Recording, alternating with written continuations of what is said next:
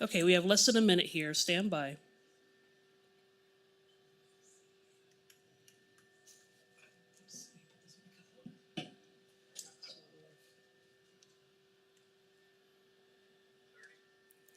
All right, 30 seconds.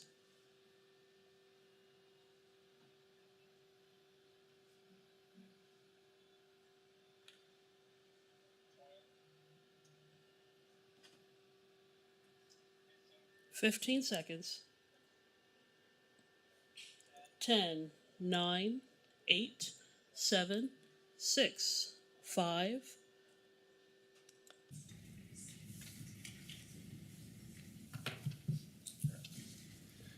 Okay, we are live. Good morning, everybody. Thank you for coming to the Sedgwick County Board of Sedgwick County Commissioners meeting for today, Wednesday, August 2nd. And thank you for those watching on our YouTube and Facebook channels as well as KPTS.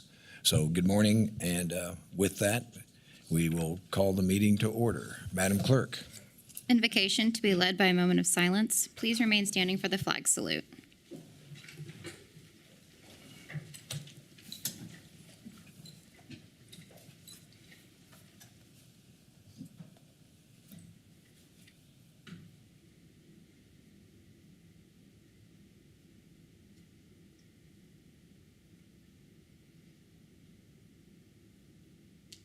Thank you. I pledge allegiance to the flag of the United States of America and to the republic for which it stands, one nation, under God, indivisible, with liberty and justice for all.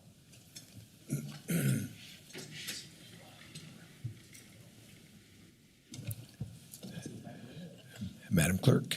Roll call. Commissioner Lopez. Present. Commissioner Dennis. Present. Commissioner Beatty. Present. Commissioner Howe. Present. Chairman Meitzner. Present. Next item, please. County announcements. Good morning, Nicole. Good morning, Chairman and Commissioners. Nicole Gibbs of Strategic Communications.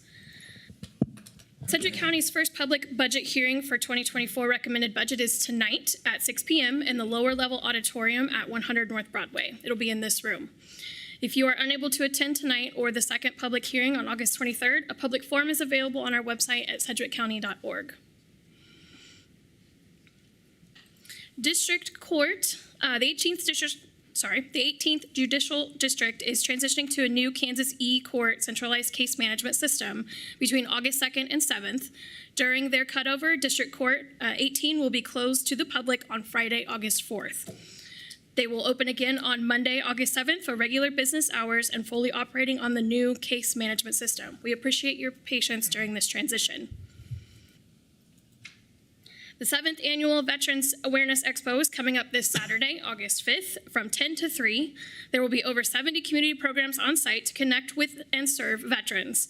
The Sedgwick County Register of Deeds office is one of these services that will be in attendance to help file original DD-214 discharge papers and issue discount cards. Join us Monday, August 7th for a special BOCC meeting where we will be celebrating Sedgwick County becoming a Purple Heart County.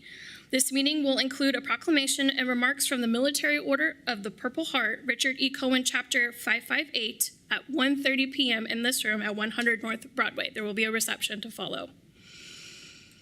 And for county good news, Strategic Communications recently recognized July 25th as Hire a Veteran Day on our social channels. Sedgwick County employs many veterans, and we are proud to have those people working in our government. Here's a short video we put together about it.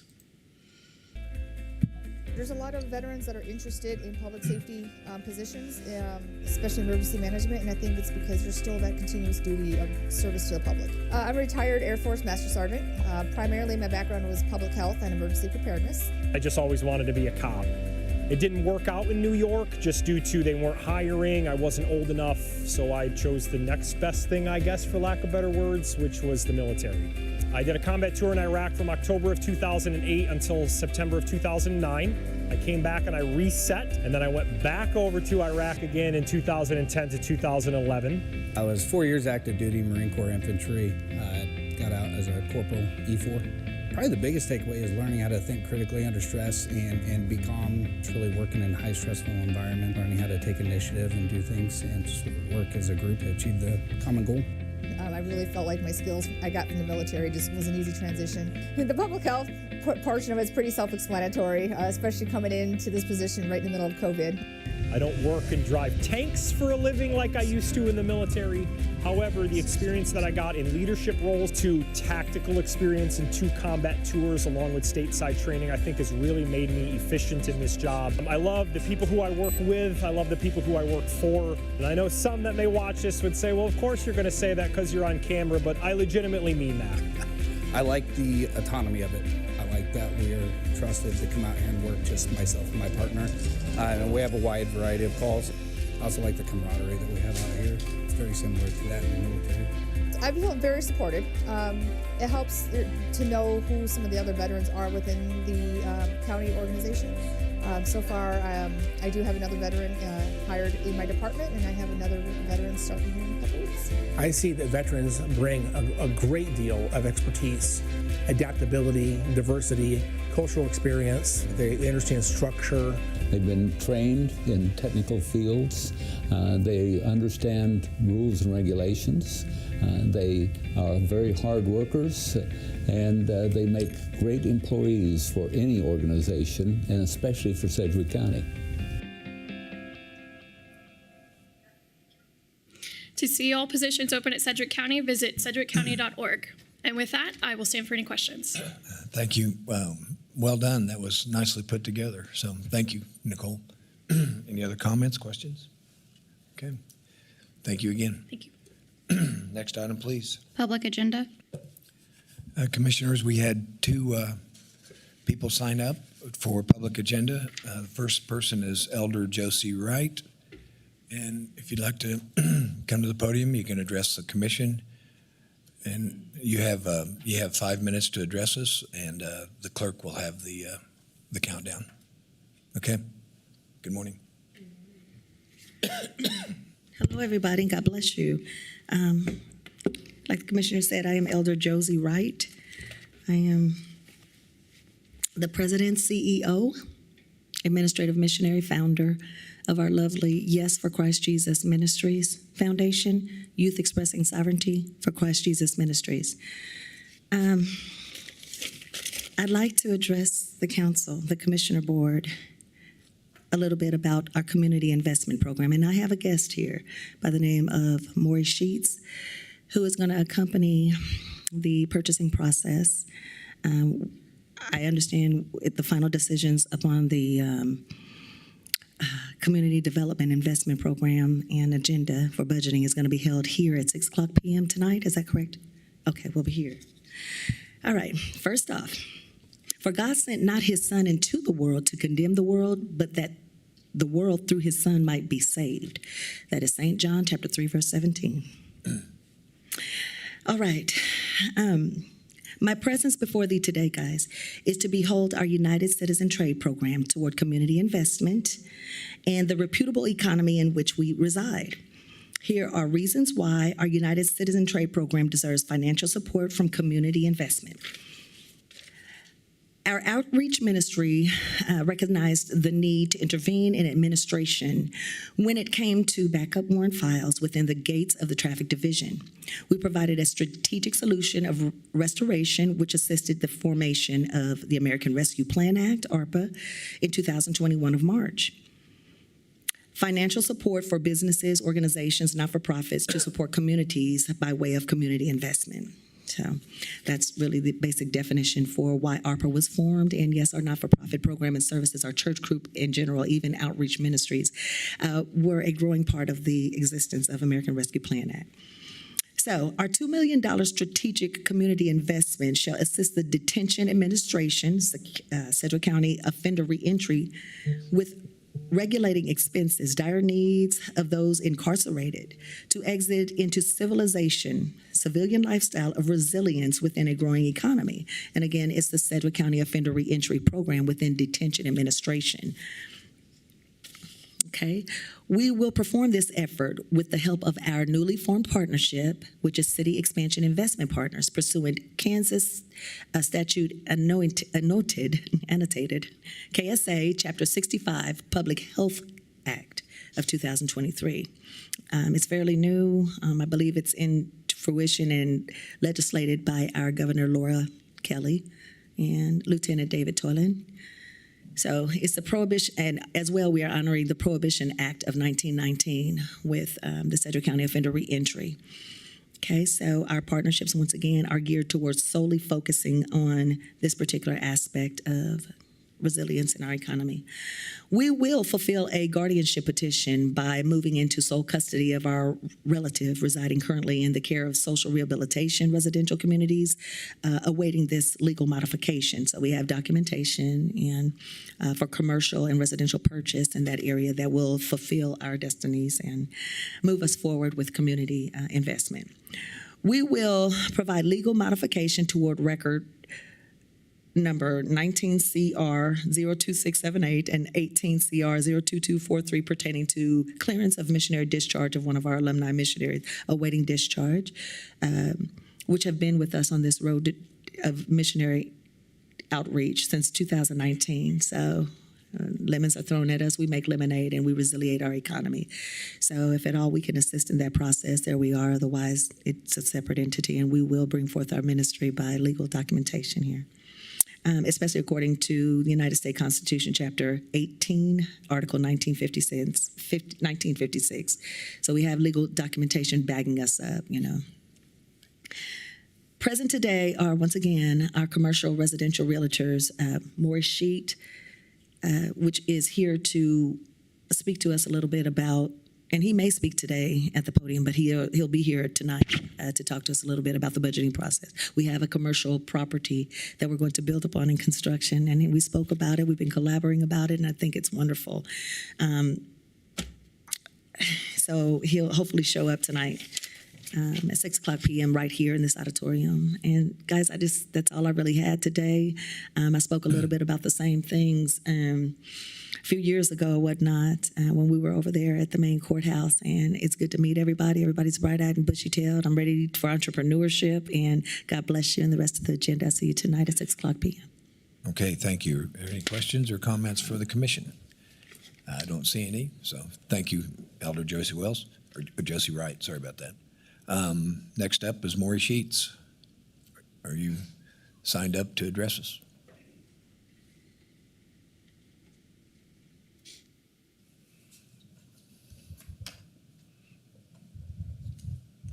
Good morning, Maury. Good morning. How you all doing today? Fine, thank you. I did not know I was going to speak, but that's okay. I was You signed up. approached in the last couple of weeks. We've had numerous conversations about her need and her desire to work with you guys to try and find a building that would fit the needs not only currently but of the future for not only children but other things that are involved in her ministry. I did have a property that met the majority of her needs, and we presented to her, and now I'm in front of you. So I have a building that I can share with you and show you in terms of, I only have 3 of these because I didn't know how many people were going to be here, but I could share them with all of you. It's a 50,000 square foot building, sits on 7 acres. It's paved. They just spent over $2 million putting new kitchens, new flooring, new ceilings, new roof on it. So there's not a lot. The only one thing that would probably have to be built, what there's plenty of room for, is a gymnasium. And I'm in the process of doing another similar deal with a church up on North 53rd and 35. We bought the old Red Roof Hotel up there, and now we're converting it into a church, and we're building a gymnasium. So this will be a very, very similar deal.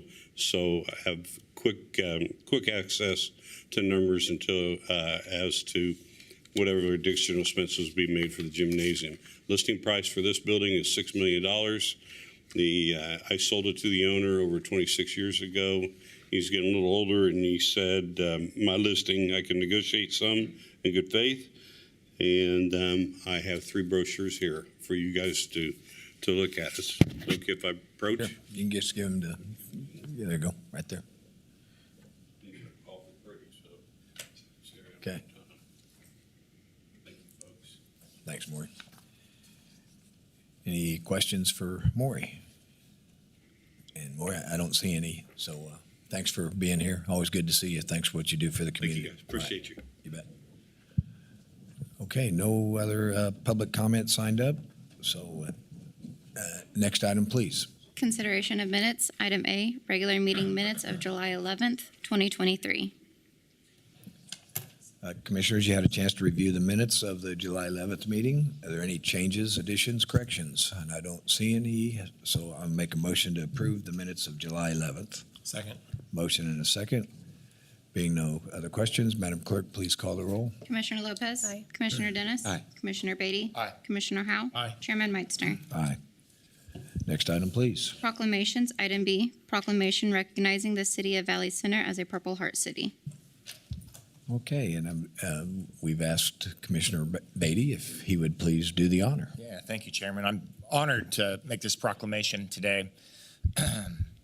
And it reads as follows. Whereas Sedgwick County and the city of Valley Center have always supported their military veteran population. And whereas the people of Valley Center have great admiration and the utmost gratitude for all the men and women who have selflessly served their country and this community in the armed forces. And whereas veterans have paid the high price of freedom by leaving their families and communities and placing themselves in harm's way for the good of all. And whereas the Purple Heart is the oldest military decoration in use.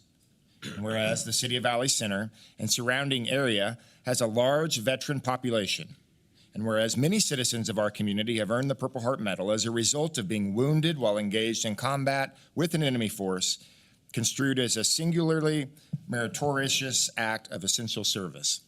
And whereas the city of Valley Center appreciates the sacrifices of Purple Heart recipients made in defending our freedoms and believe it is important to acknowledge them for their courage and show them the honor and support they have earned. Now, therefore, be it resolved that Chairman Peter F. Meitzner and the Board of Sedgwick County Commissioners do hereby commend the city of Valley Center for its designation as a Purple Heart City. Chairman, I'd like to make a motion to adopt the proclamation as read. Yeah. Second. Motion and a second.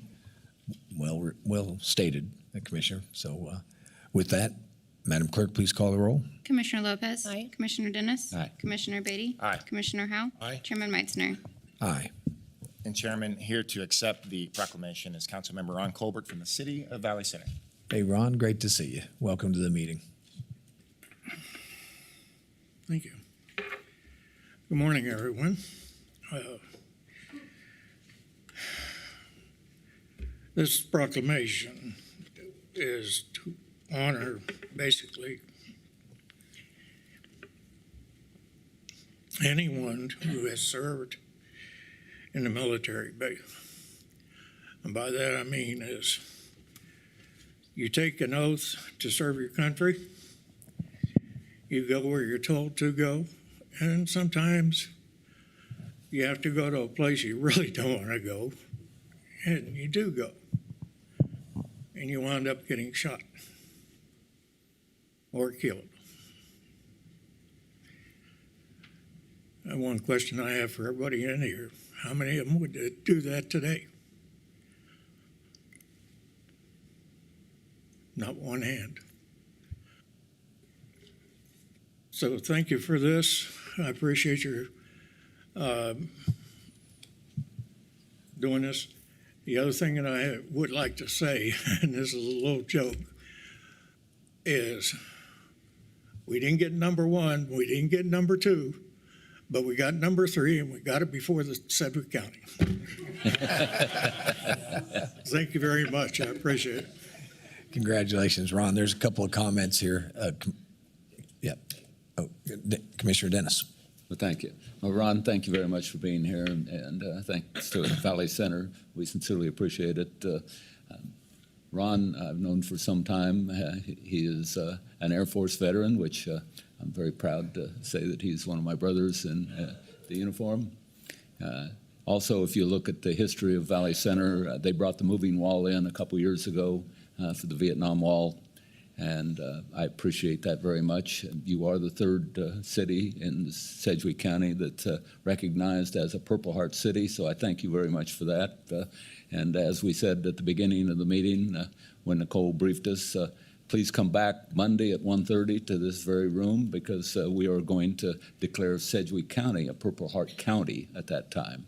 So Thanks for everything that you do by your service to your country in the United States Air Force, your service to WAMPO, your service to your city, and your service to all the military men and women in this community. Thank you, Ron. I appreciate you. Thank you.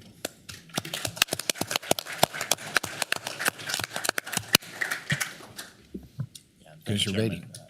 Councilmember Colbert, I echo the thoughts of Commissioner Dennis. I thank you for your service. One of the things, when I first was elected, you invited me to your home, and I saw your office, and I saw all the memorabilia, everything that you have in your office, reminders of your service to this country. So I want to thank you for that. I want to thank you and City Administrator Brent Clark's also here from Valley Center for your guys' efforts in honoring veterans and everything that you do in your community. It really is. I know it means a lot to people in this community. I know there are 2 veterans that are setting up here today. And for those that have served, to see a city step forward with proclamations and make declarations like this, it sets a tone and it sets a message. And I'm just grateful that you're leading in this capacity. So, sir, thank you for your service and thank you for getting this across the finish line. Well, thank you. I appreciate it. And Commissioner Howell. Thank you, Chairman. There's not much else I can say. The comments of my colleagues echo my thoughts and comments as well. So thank you. I just want to say, if you don't know Ron Colbert, he is a kind soul that loves veterans, and I just want to tell people that you are a champion for all things veterans. I remember you and I went out to the Veterans Memorial there in Valley Center, and we stood there and talked about the veterans that have lost their lives, and of course the veterans, the moving wall, the Vietnam moving wall that continues, has been there I think twice now. It's been just incredibly moving to see that, and now this. So Valley Center is really an extraordinary city, and the love that you show for veterans, I think, again, it echoes the entire community. I think Sedgwick County is a great community for veterans. I hear that from people in my district that are veterans that say this community rallies around them, embraces them, and shows them love and kindness in a way that many other communities don't. But I think Valley Center is actually leading that effort in many ways. And so that reflects on you, Mr. Colbert. You are a great leader. Thank you for what you've done in making this happen today.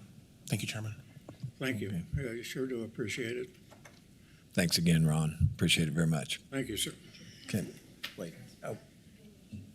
Typically take a picture, but we're going to keep you here. Oh, okay. And commissioners are going to come to you. Okay. Is that for your own? Yeah. Appreciate it.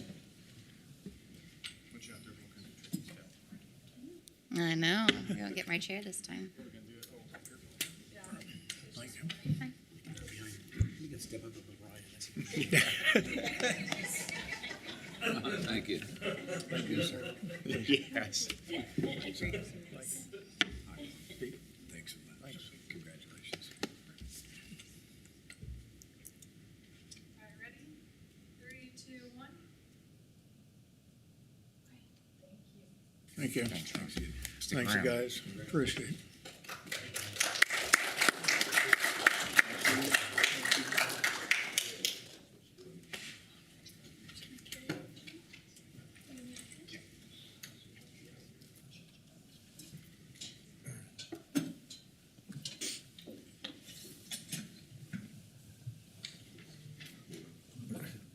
Before we go to the next item, Commissioners, I found correction on our agenda. We had the public agenda, and we forgot to make a motion to receive and file. So I will, do we need a motion to open back up public agenda? I think it'd probably be best practice to do that. So Chairman. on the schedule, make a motion to reopen the public agenda. Second.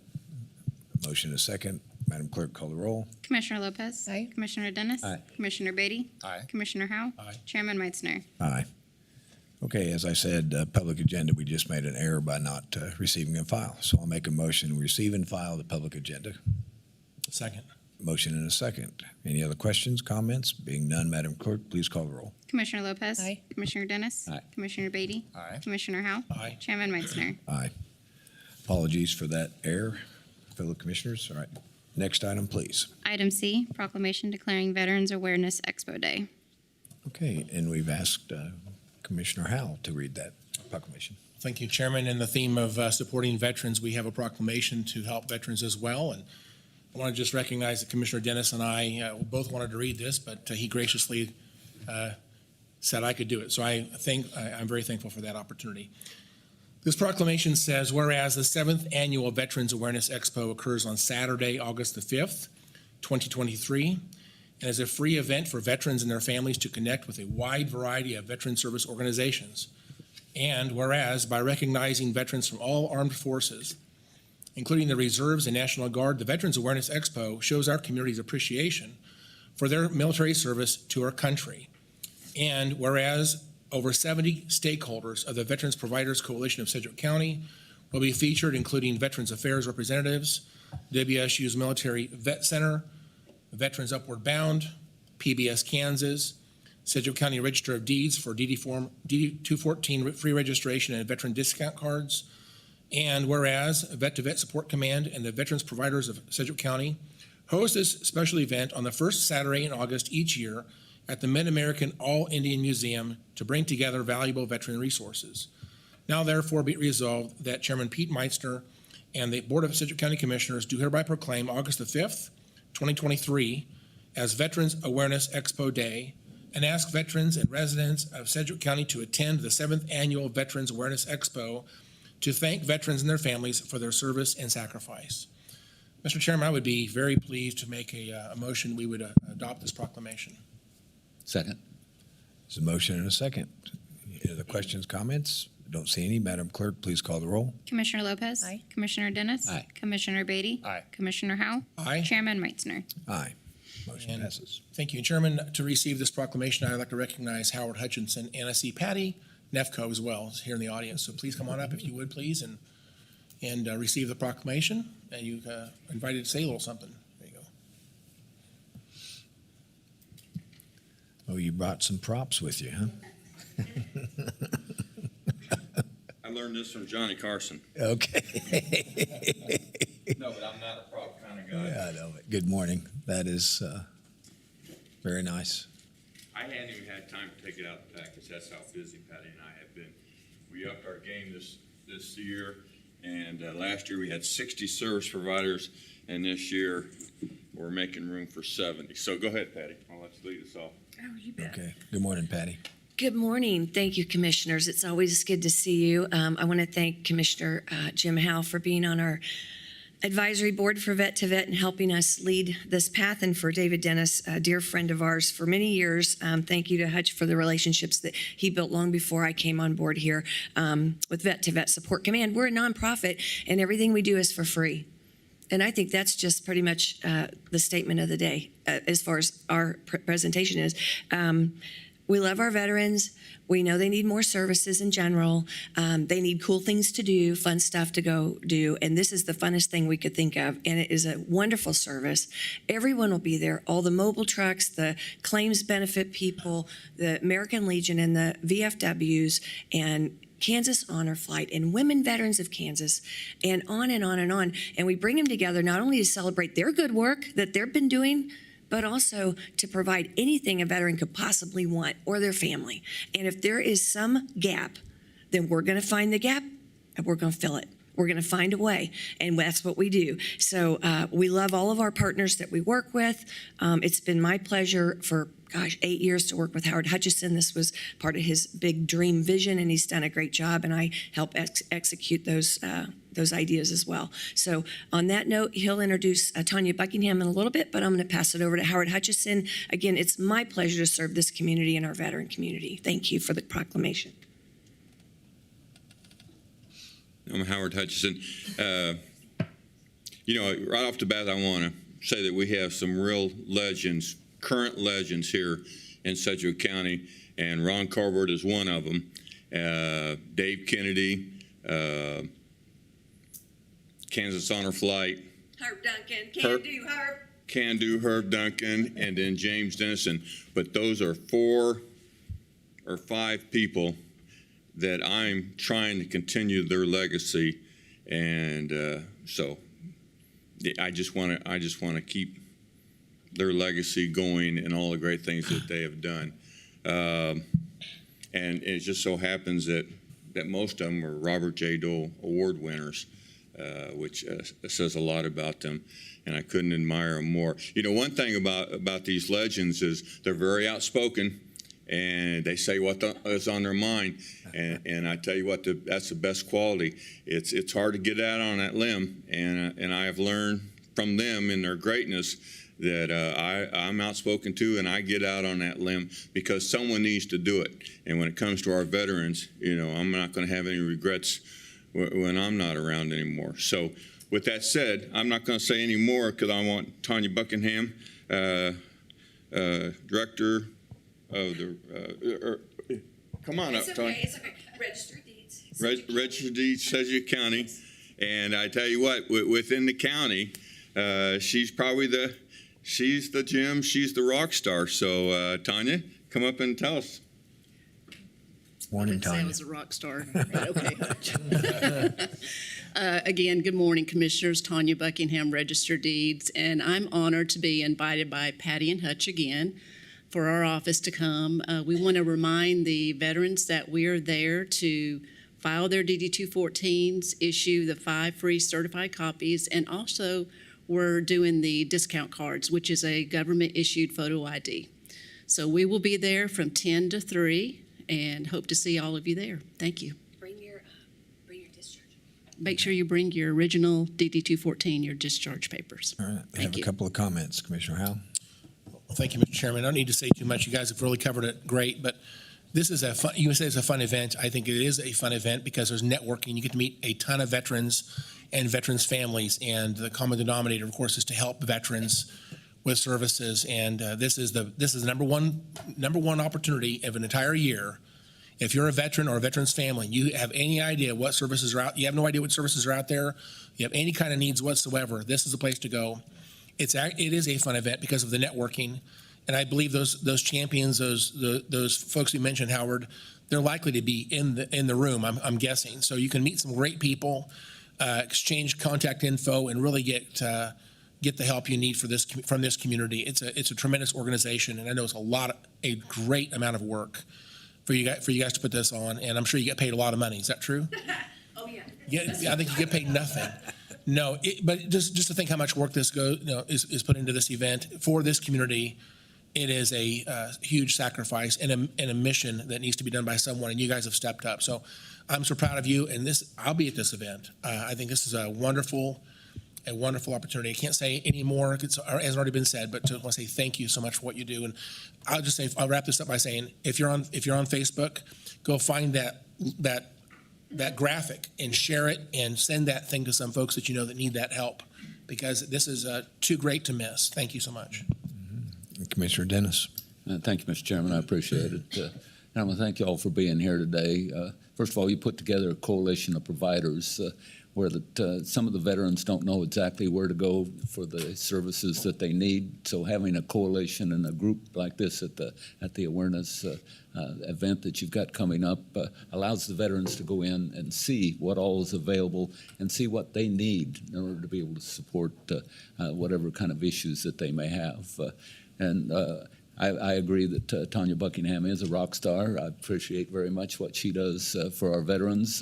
If you have not filed your DD-214 with the Register of Deeds, please do. It is something that not only will you get a discount card so that you can prove that you're a veteran, but on top of that, it's safe and secure for anyone that ever needs that in the future.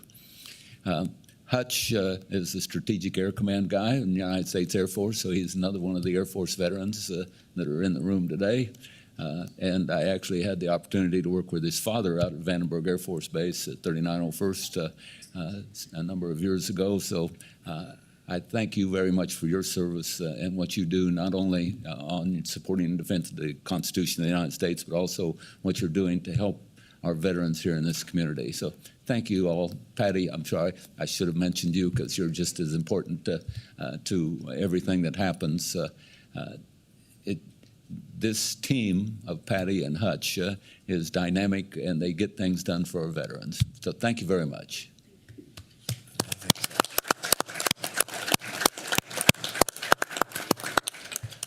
Okay. Let me put a bow on real quick.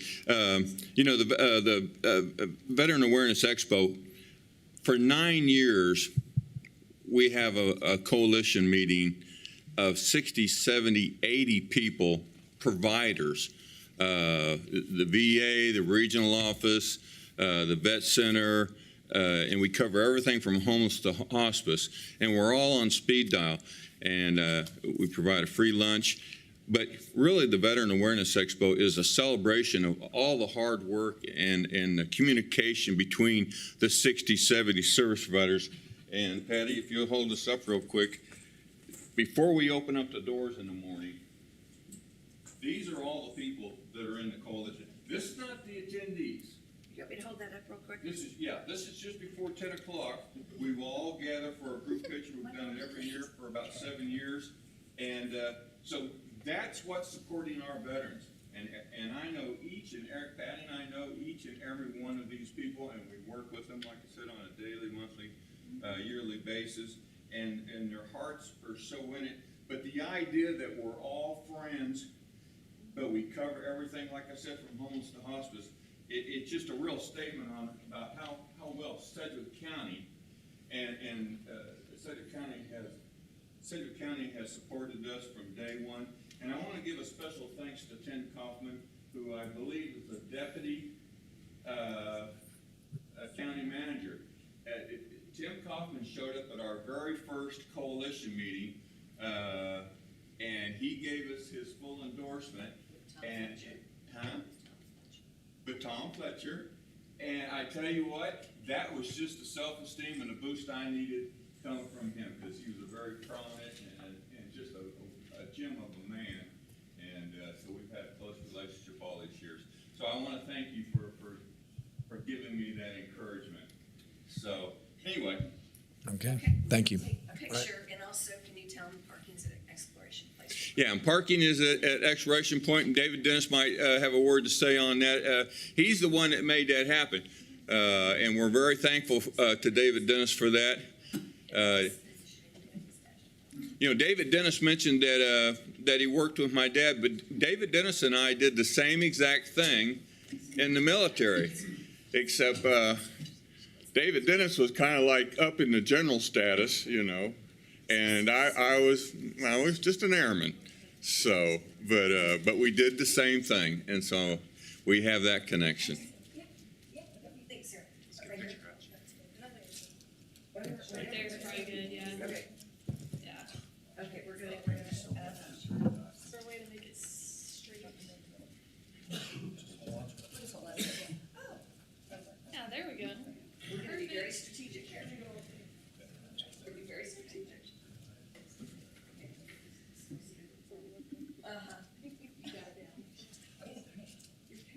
Okay, so we're ready.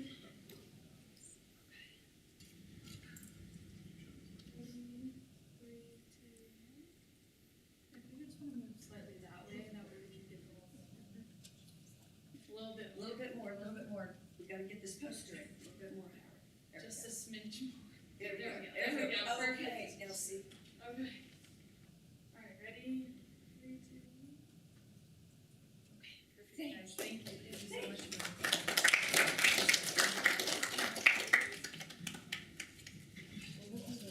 Yeah, good.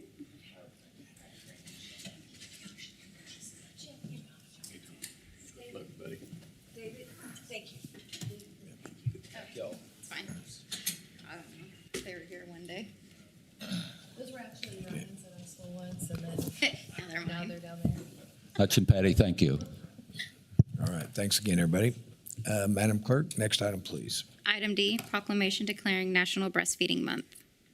And Commissioner Dennis has the honors. Thank you.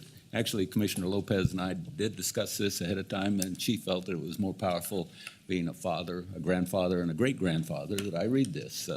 So I am very honored to read this proclamation today. Whereas National Breastfeeding Month is annually observed in August to promote the awareness and practice of breastfeeding and ensuring all families have the opportunity to breastfeed. And whereas, according to the American Academy of Pediatrics and other leading health organizations, breastfeeding provides the optimal food for infants. And whereas breastfeeding is associated with lower rates of childhood illness as well as reduced risk of breast and ovarian cancers and faster recovery from childbirth. And whereas a parent's decision to feed human milk to infants directly or by expressing should be supported by family members and the community. And whereas Sedgwick County has been recognized as a business that provides high level of support for breastfeeding. And whereas the Sedgwick County Health Department offers education and support on breastfeeding and infant nutrition at no cost to all new parents, regardless of income. And whereas some parents may elect not to breastfeed or unable to do so, however, all parents can benefit from access to education on infant nutrition and wellness. Now therefore be resolved that Chairman Peter F. Meitzner and the Board of Sedgwick County Commissioners do hereby proclaim August 23rd as National Breastfeeding Month. Commissioners, everyone's heard this proclamation. Move to approve. Second. There's a motion and a second. Any other comments? Madam Clerk, please call the roll. Commissioner Lopez. Aye. Commissioner Dennis. Aye. Commissioner Beatty. Aye. Commissioner Howe. Aye. Chairman Meitzner. Aye. And this is being accepted by Kristen Alharidi from Healthy Babies Program Manager for Sedgwick County Health Department. Welcome. Thank you, Commissioners, for recognizing National Breastfeeding Month in Sedgwick County for the month of August. And even though I'm here to accept this proclamation for National Breastfeeding Month, I want to also thank you for uplifting and recognizing the importance of veterans in our communities.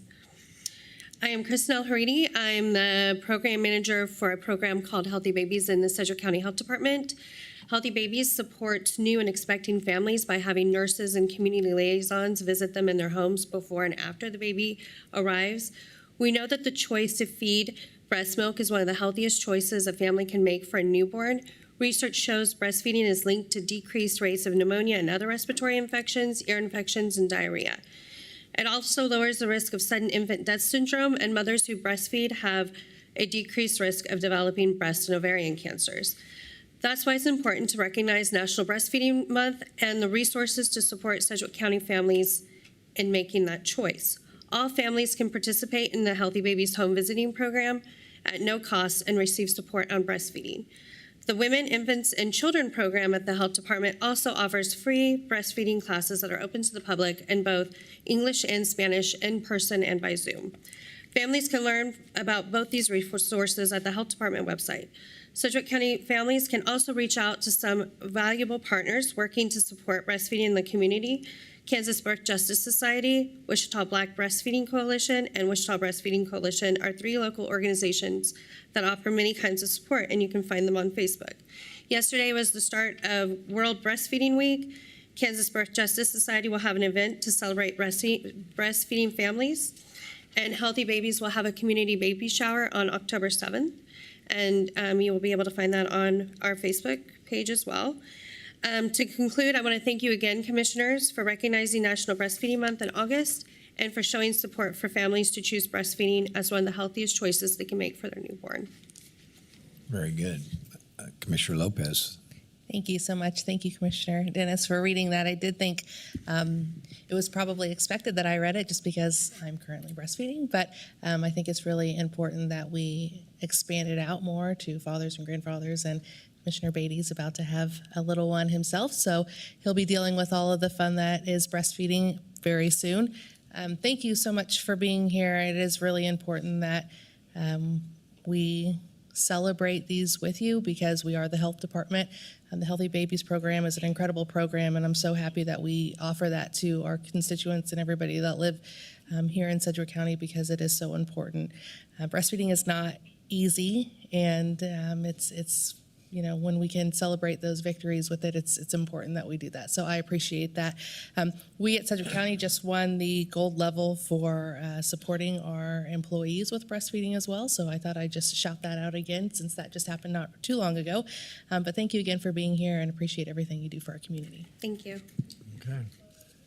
Sure.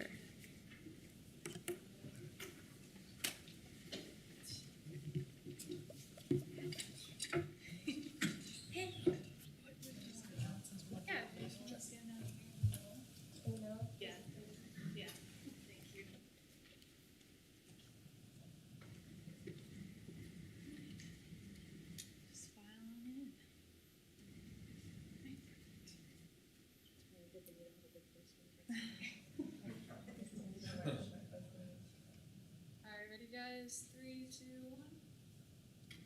Perfect. Thank you. Yes.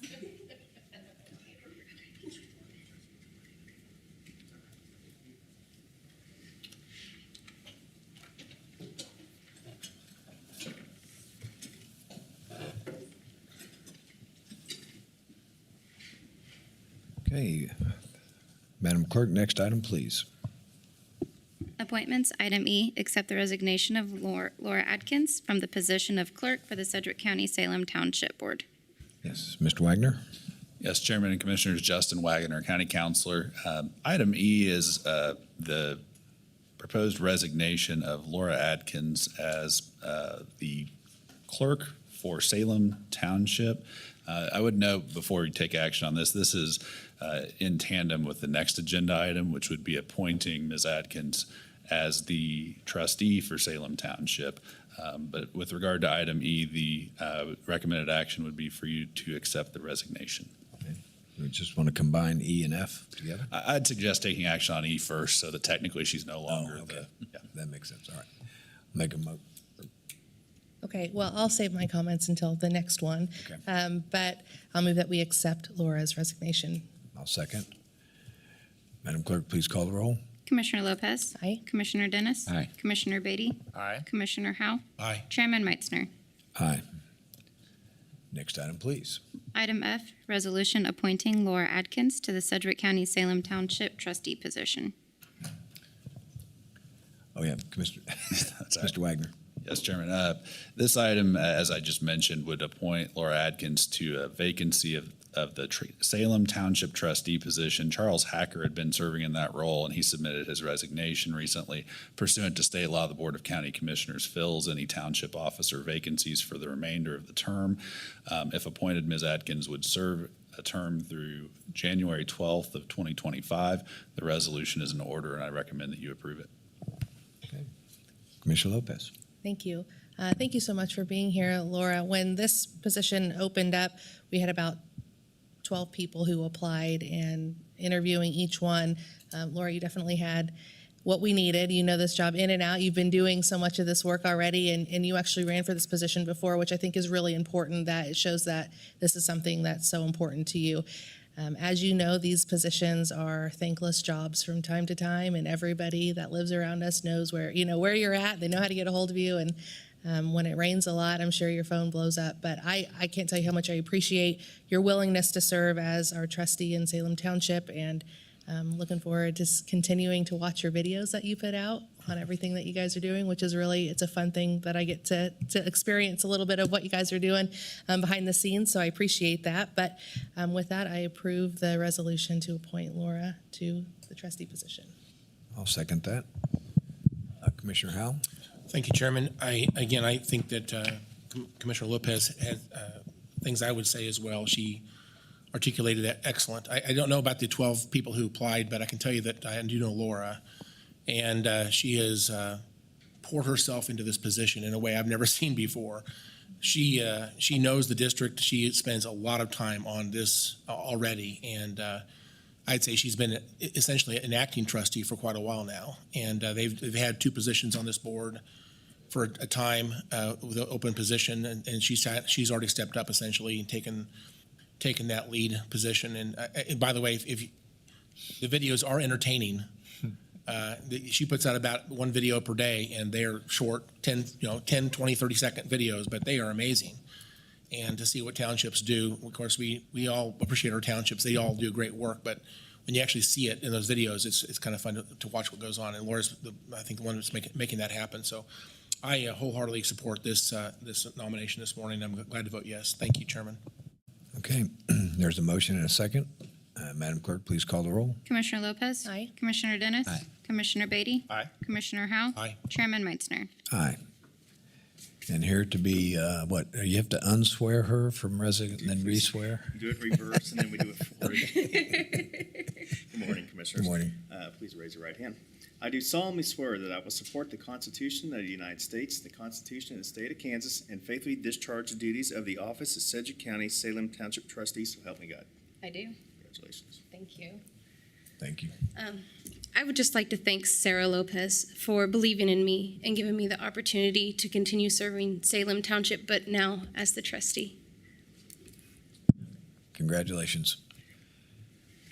Okay. Madam Clerk, next item, please.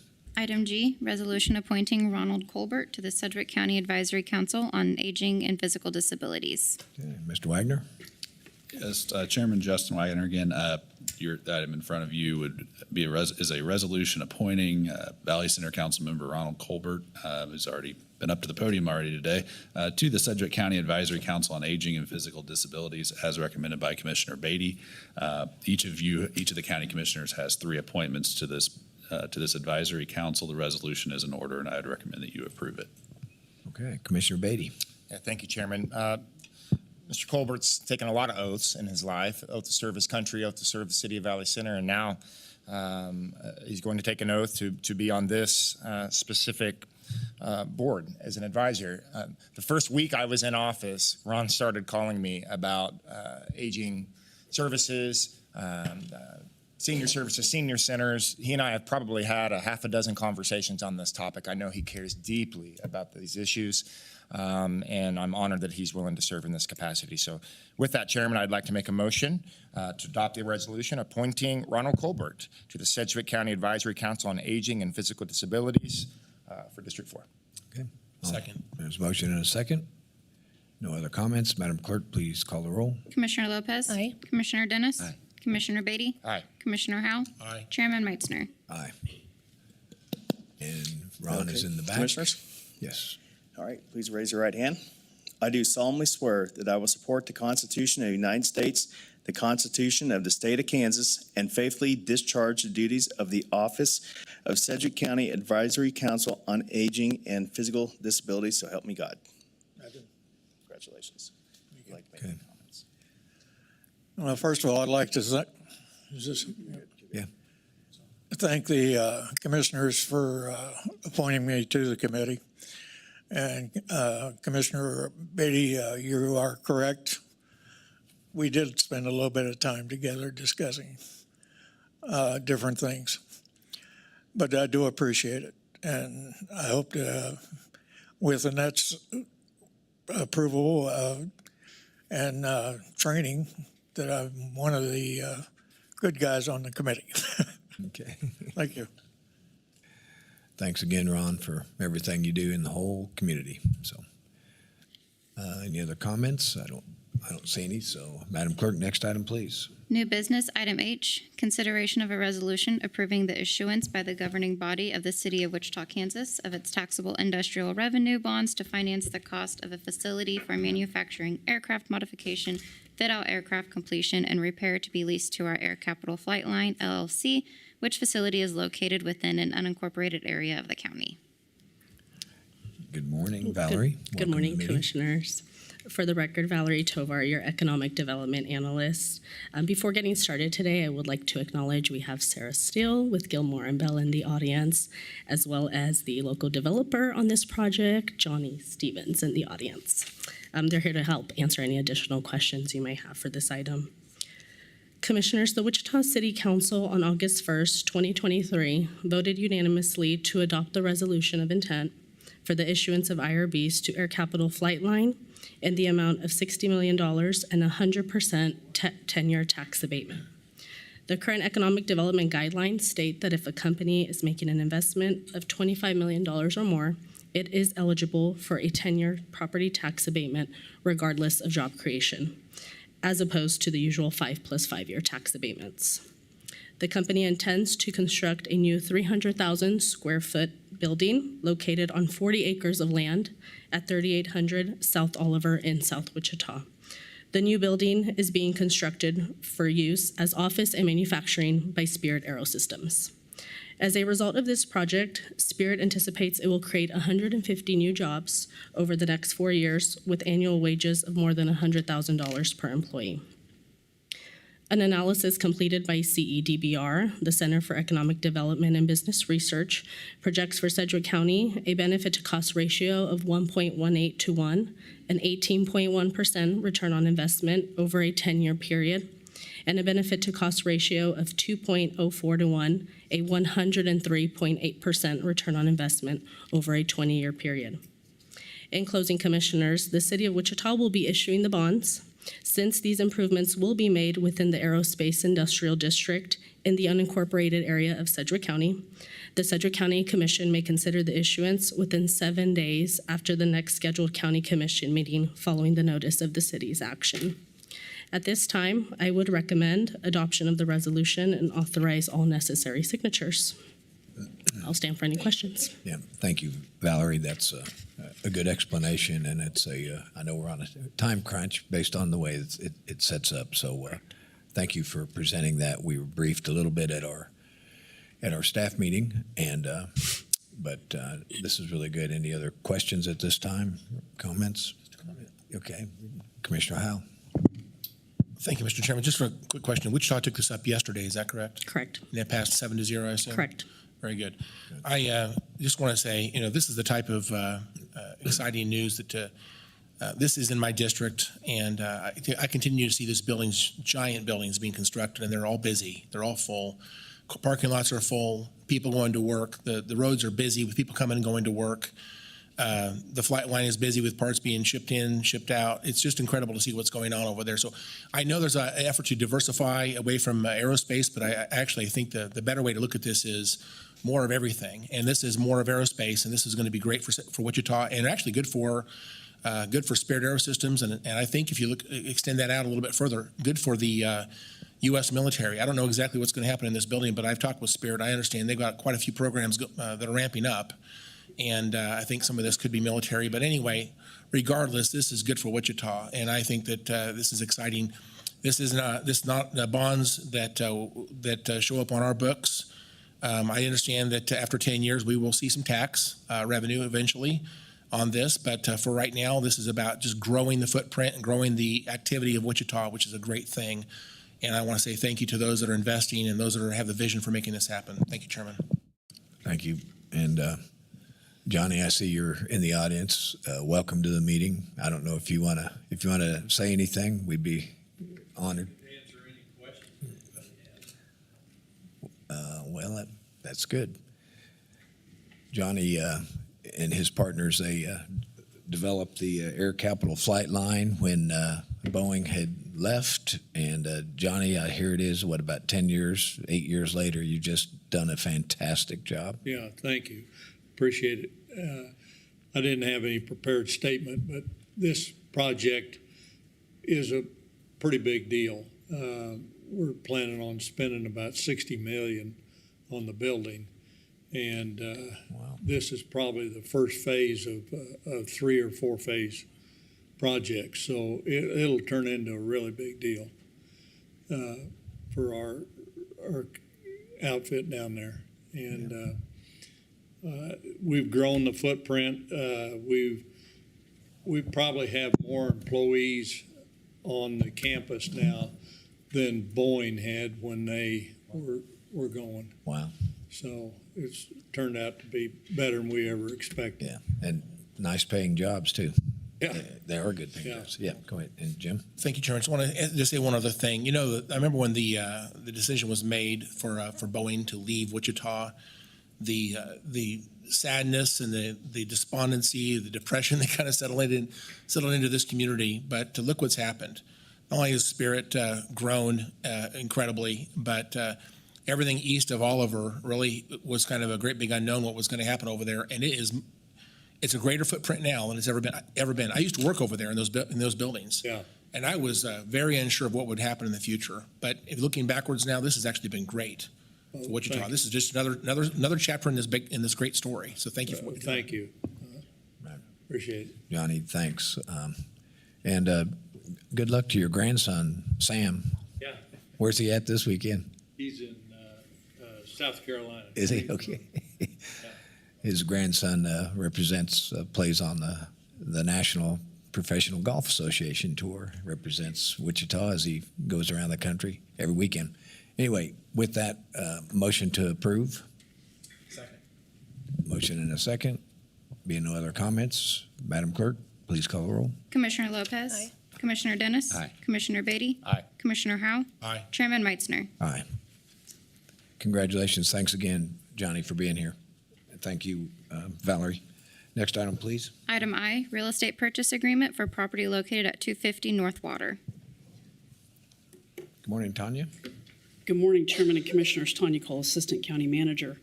I am here this morning to present you with a purchase agreement as it relates to our goal and search for a county administration building. If you don't mind, what I'd like to do is just do a recap before we get into the details of the purchase agreement. If you will recall, back in June of last year, we moved 8 county administration functions into the Ruffin Building, and that was to renovate space at the county courthouse for 4 courtrooms, magistrate offices, and to expand the DA space. And so I just want to recap, when we talk about the county administration space, what we're actually talking about as far as square footage. For tenant area, and so that is specific for the exact space that we need for these departments, we're talking about 61,000 square feet. In total, gross area for square footage, we need approximately just under 85,000 square feet. And so that includes a percentage of 37% of circulation space. So that would include your mechanical rooms, your stairs, your elevators, corridors, and restrooms. So again, just a little bit under 85,000 square feet. What that includes is 10 departments. So that includes the 8 departments that we moved over into the Ruffin Building. And then we're adding 2 additional departments, which includes facilities administration and then records management. So let me just go through those departments real quick. That would include county clerk, board of county commissioners, and that also includes the meeting space that we're in right now, county counselor, county manager, facilities, finance, human resources, records management, register of deeds, and county treasurer. Then we would also, of course, have a space for a lobby, which would include courthouse police screening, and then also a cafe. And so that's who would be in the county administration building. If you recall, back in February at a staff meeting, we went through several options for a county administration building. At the end of that staff meeting, you instructed me with 4 options for a county administration building. And that was to look further into leasing long-term in this current building that we're in, the Ruffin Building at 100 North Broadway, to look further into an existing building, and that was specific to the Murfin Building at 250 North Water, which we'll get into a little bit here in a minute. And then that was to look at new construction, building at 3rd and Main, and then the Garvey proposal, which was at 1st and Water, both of those being new construction. So what I'm here to talk to you about today is the existing building option, the Murfin Building at 250 North Water. Currently, there are no leases in this building. With basement, there is 82,577 square feet. And currently there are 200 parking spaces. There is a building on the space, 221 North Main, and we'll get into a little bit of a discussion later on what is part of the purchase agreement, and that is to demo that building at 221 North Main. If we convert that space after demo into parking, that would give us an additional 35 parking stalls. So that would increase that number of parking stalls to 235. Okay, so let me get into the purchase agreement that you have before you today. Purchase price on that is $7,750,000. This is the due diligence on this is both a seller and purchaser due diligence. So there is 120 days on that. And let me just describe that a little bit. For the purchaser, that allows us to go into the property and inspect the property. For the seller, this will allow the seller to inspect relocation alternatives to verify if the seller desires to sell the property. So again, for both of us, that is 120 days due diligence. For us, what we'll do with that 120 days due diligence is we have hired Schaefer Johnson Cox and Fry, who is our our on-call architect. So they're going to do a couple things for us. They're going to look at the floor plans of that existing building, and they're going to help us understand through a block diagram how those departments that I described earlier, those 10 departments, how we're going to be able to fit those on those floor plans. And they're going to, again, do that through a block diagram. The second thing they're going to do for us is a condition assessment, and they're going to do that with mechanical and electrical engineers. And then we're also going to contact our roof and elevators vendors to check those out, the roof and the elevator. We're also going to contact Susan Erlenwine with Environmental Resources to do a condition report. And then as well, we'll contact MABCD to do a report. Very similar to what we've done with the Riverside building as well as the Riverview building. As part of this agreement, we have earnest money in this, $25,000 that will be due within 3 days of the effective date of the contract. If we continue with the contract, we will then owe $475,000 within 3 days after the completion of the inspection period, provided that neither party has terminated the contract during the inspection period. If during the inspection period we find that this building will not work for us, we will be refunded that $25,000 earnest money. Closing, if we continue and we find that this building is going to work for us, the closing on this will be within 270 days of the inspection, of the expiration of the inspection period. So that's 9 months of a closing on that. And then, as I mentioned, at closing, the seller will have demolished and removed at its own expense the property located at 221 North Market. And then just a reminder, on March 8th, I came to you and you approved a CIP amendment. Again, what this does for us is allow us to do due diligence on all those 4 options that I mentioned before. And so what I'd like to do is come back to you in 90 to 120 days. For me, what that time period to me says is I'd like to come back in early November. And this is a little bit of an oxymoron, but what I'd like to do is come back early November with precise cost estimates on those 4 options. What that does for you as the commission is that allows you to make informed decision on the best option for a county administration moving forward.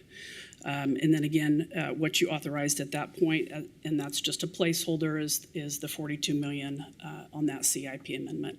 You've not spent anything on that. Only at this point was just $40,000 to allow me to use a architect to be able to do this due diligence.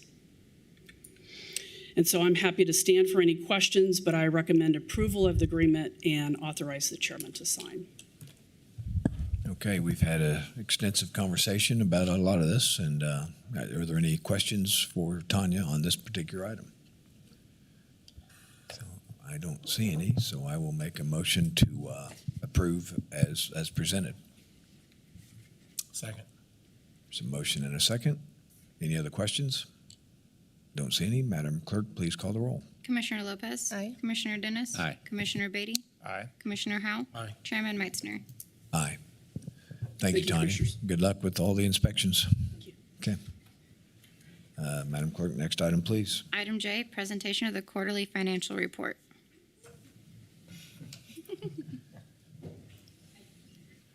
Good morning, Lindsay. Oh, wait, you're not Lindsay.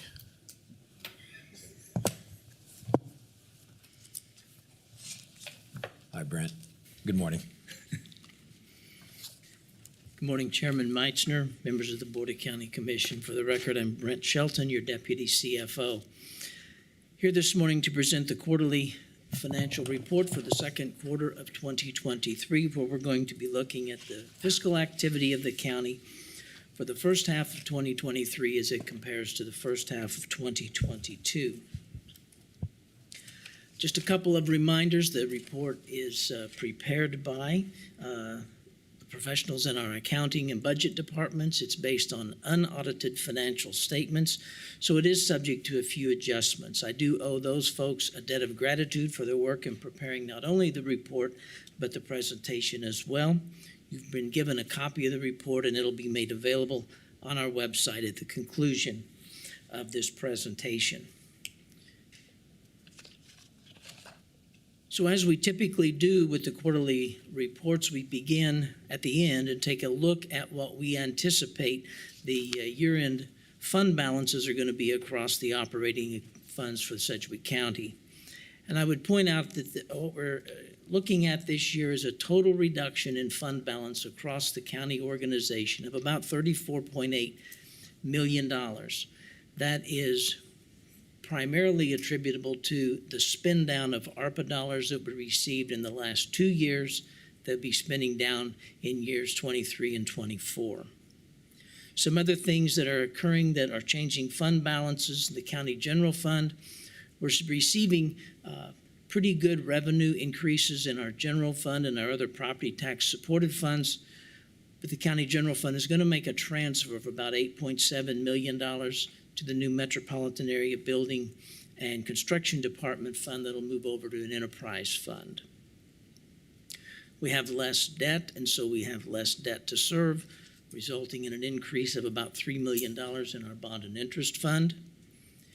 The other property tax supported funds are showing a reduction of about $6.7 million. If you recall, at the beginning of last year, we consolidated 3 funds that had a dedicated property tax levy into the general fund. At the end of this year, we're going to be making final administrative charges to those funds, as well as moving remaining fund balance into the general fund.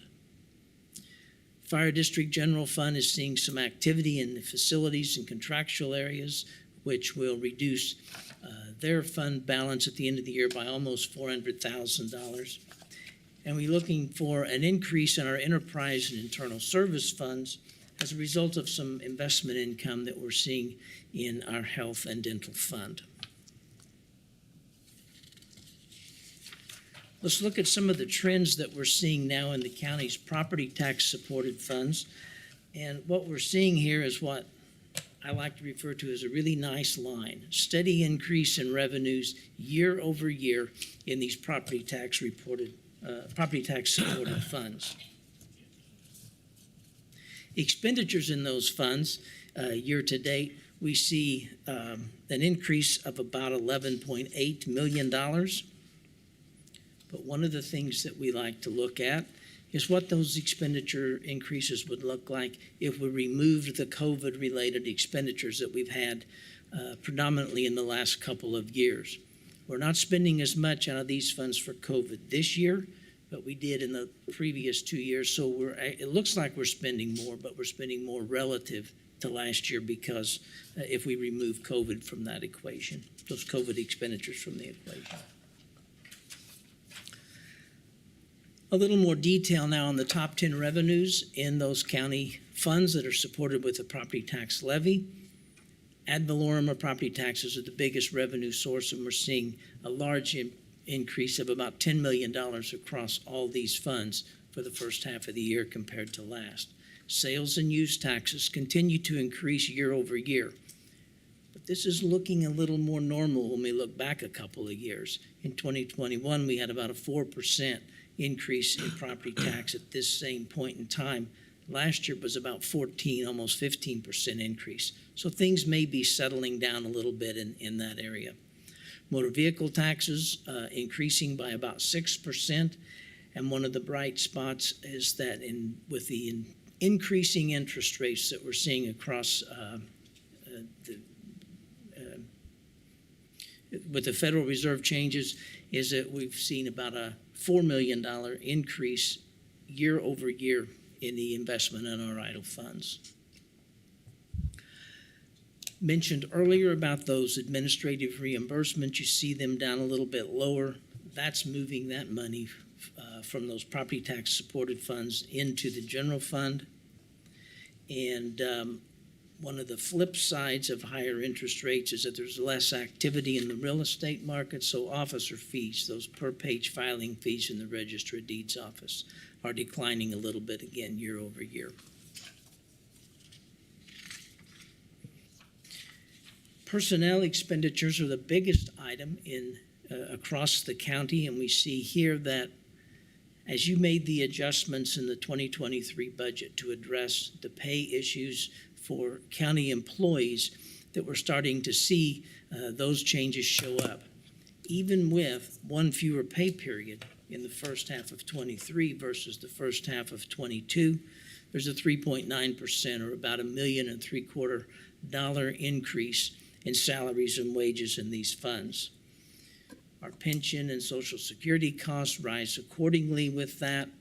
And because not all positions are filled, we're still seeing some increases in our overtime pay across the organization. We spend money on things other than personnel in these funds, and what we are seeing is that due to some of the timing of some encumbrances, we're about $11 million higher this year in these expenditures than we were at the same time last year. Some transfers for CIP projects, increased sales tax money going to Highway Department.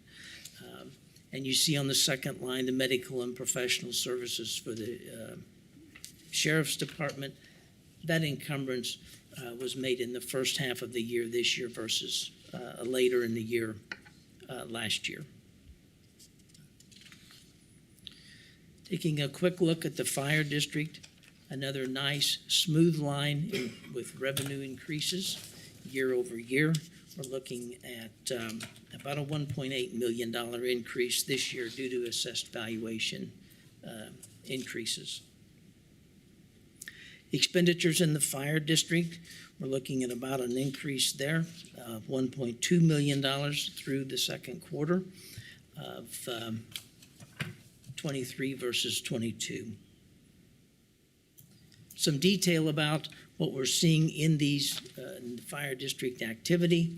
Again, property and motor vehicle taxes increasing. We're seeing the big increase in terms of dollars and percentages in the contractuals line item at the bottom. That's part of the $2 million payment toward the station remodel and relocation. So we're seeing that picked up here. We have a number of other funds across the county that do not have property tax supported. They're grant funds and fee for services and funds of this nature. And what you see here in this trend chart, you can see the effects of receiving CARES money in 2020 and ARPA money in 2021 and 22. Over that 5-year period, from $36.5 to $45 million. So there's about a $40 million reduction in revenues year over year in those funds. These are the funds where we've placed all those COVID-related federal stimulus dollars. The expenditures in these funds kind of follow with about a 1-year lag what we were seeing with the revenues from CARES and ARPA. We also want to remove those COVID revenues and expenditures from the equation and take a look at what this would look like had we not gone through the pandemic. And we see an increase year over year of about $10.5 million in revenues in these funds. We'll look at the details of that in just a minute. But without COVID expenditures, expenditures, we see just a slight increase in expenditures in these funds. So the contributing factor to that increased revenue in these funds comes from the new CCBHC billing model in CommCare. And you can see on the top line, $11.4 million increase because we began that in May of last year. So for the first 6 months of this year, we're seeing a lot more activity due to that change in billing models. And one of the things about this chart is that it's nice because we're turning the page on the pandemic, that the top line isn't those federal stimulus revenues anymore. Other items in the chart of note are federal revenue for state pass-through is as a result of some health department reimbursements for one-time COVID expenditures that they made. And we're also seeing that reduction in Medicaid fees on the bottom line. A lot of those are now being picked up in that CCBHC, that top line for the PPS1 Medicaid fees. Expenditures in these same funds, we're seeing increases in salaries and wages. New pay plans and ComCare are affecting this, as well as the ARPA expenditures for facilities improvements. We're seeing a big jump here. The courthouse remodel work is being picked up in this line item. As we do have increases in Medicaid fees, we also have increases in Medicaid pass-through payments. So you see that increase on the fourth line as a result of us paying higher fees to those service providers.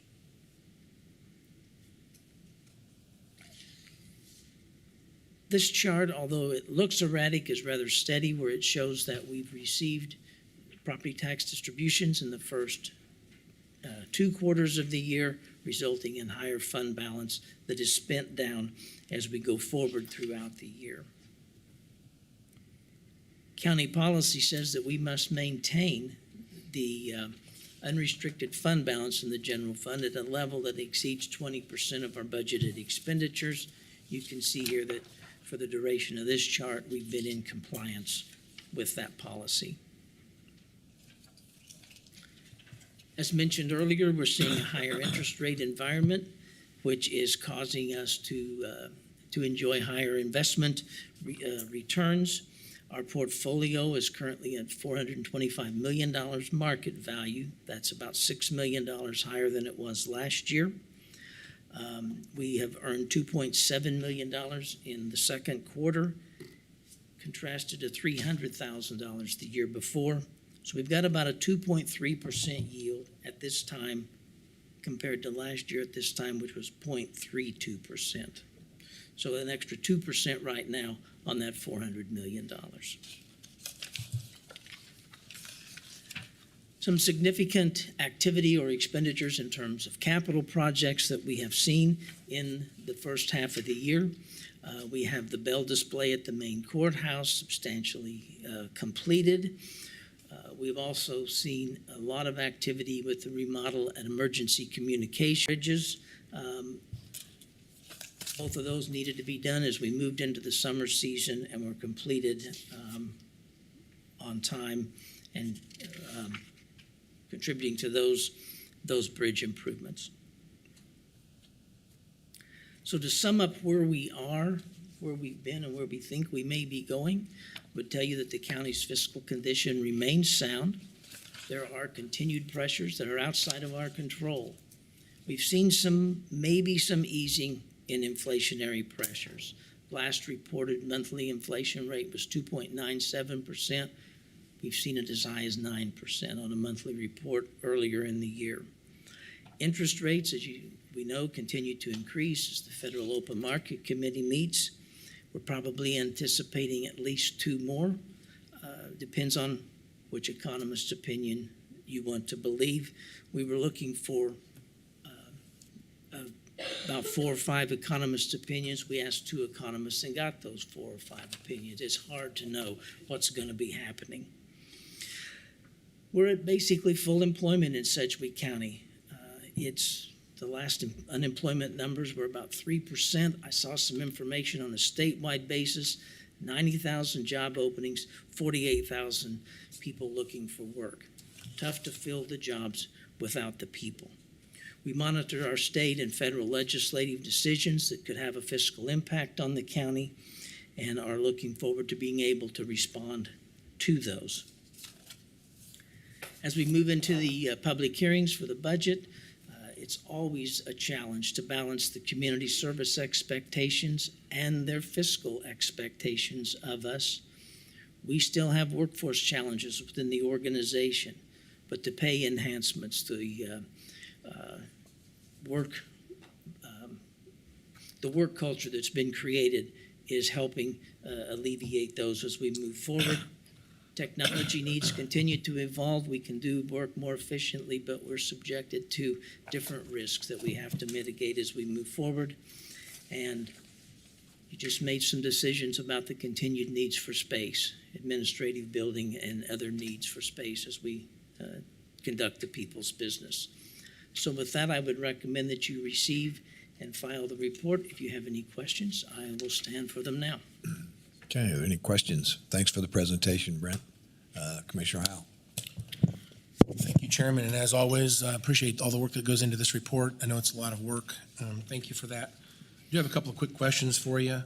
I'll try to not ask all my questions, but just a couple here. I'm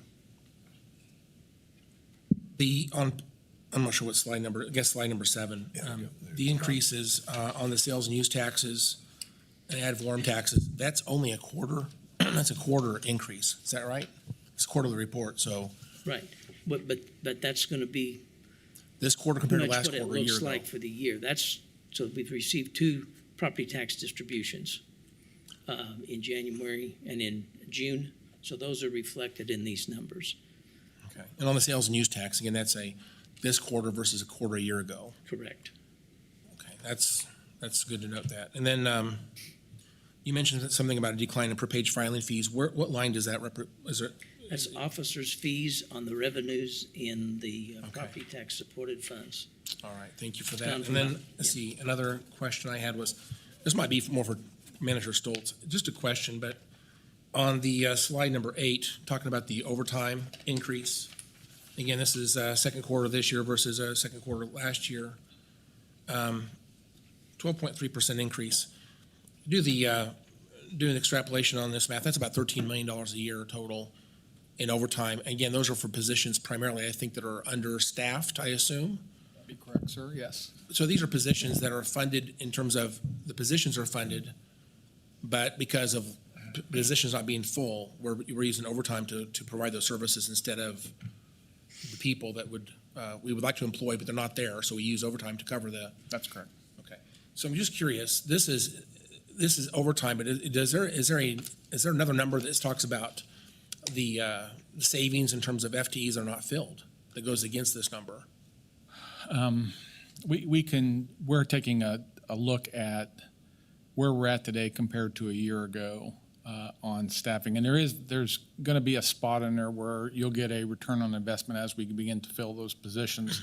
We can build a model to show the potential savings based on not being fully staffed.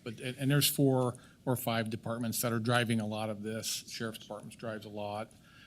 Still short in EMS, still short in 911, corrections. Getting better, but still short. Let me ask my question. Again, I think you're on the right track. Let me ask them a question just to make sure I'm clear. There should be savings because we have unfilled positions, but there's extra cost on overtime. And those are opposite. One is a savings, one's an expenditure. And again, the net effect of that, those two together, is what I'm interested in. I'm not sure this really tells us that story. Okay. We'll do an analysis of department by department what we're saving with understaffing compared to what overtime they're spending, and that'll give you that number. And then from a management perspective, are we? What's the process for getting overtime approved? Does it go just to a direct supervisor? I mean, who makes the decisions on overtime? The choice to use overtime. Yeah, the county is so diverse with 40-plus departments. We don't have an organizational policy on overtime like many organizations do. So it's department by department.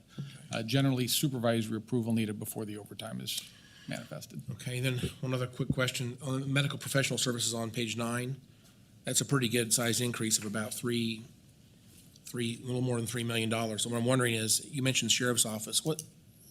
That's a pretty big increase. Can you?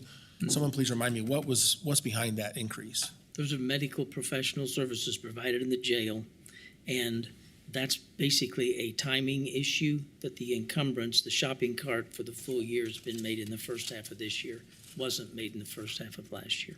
And corrections too, right, Brent?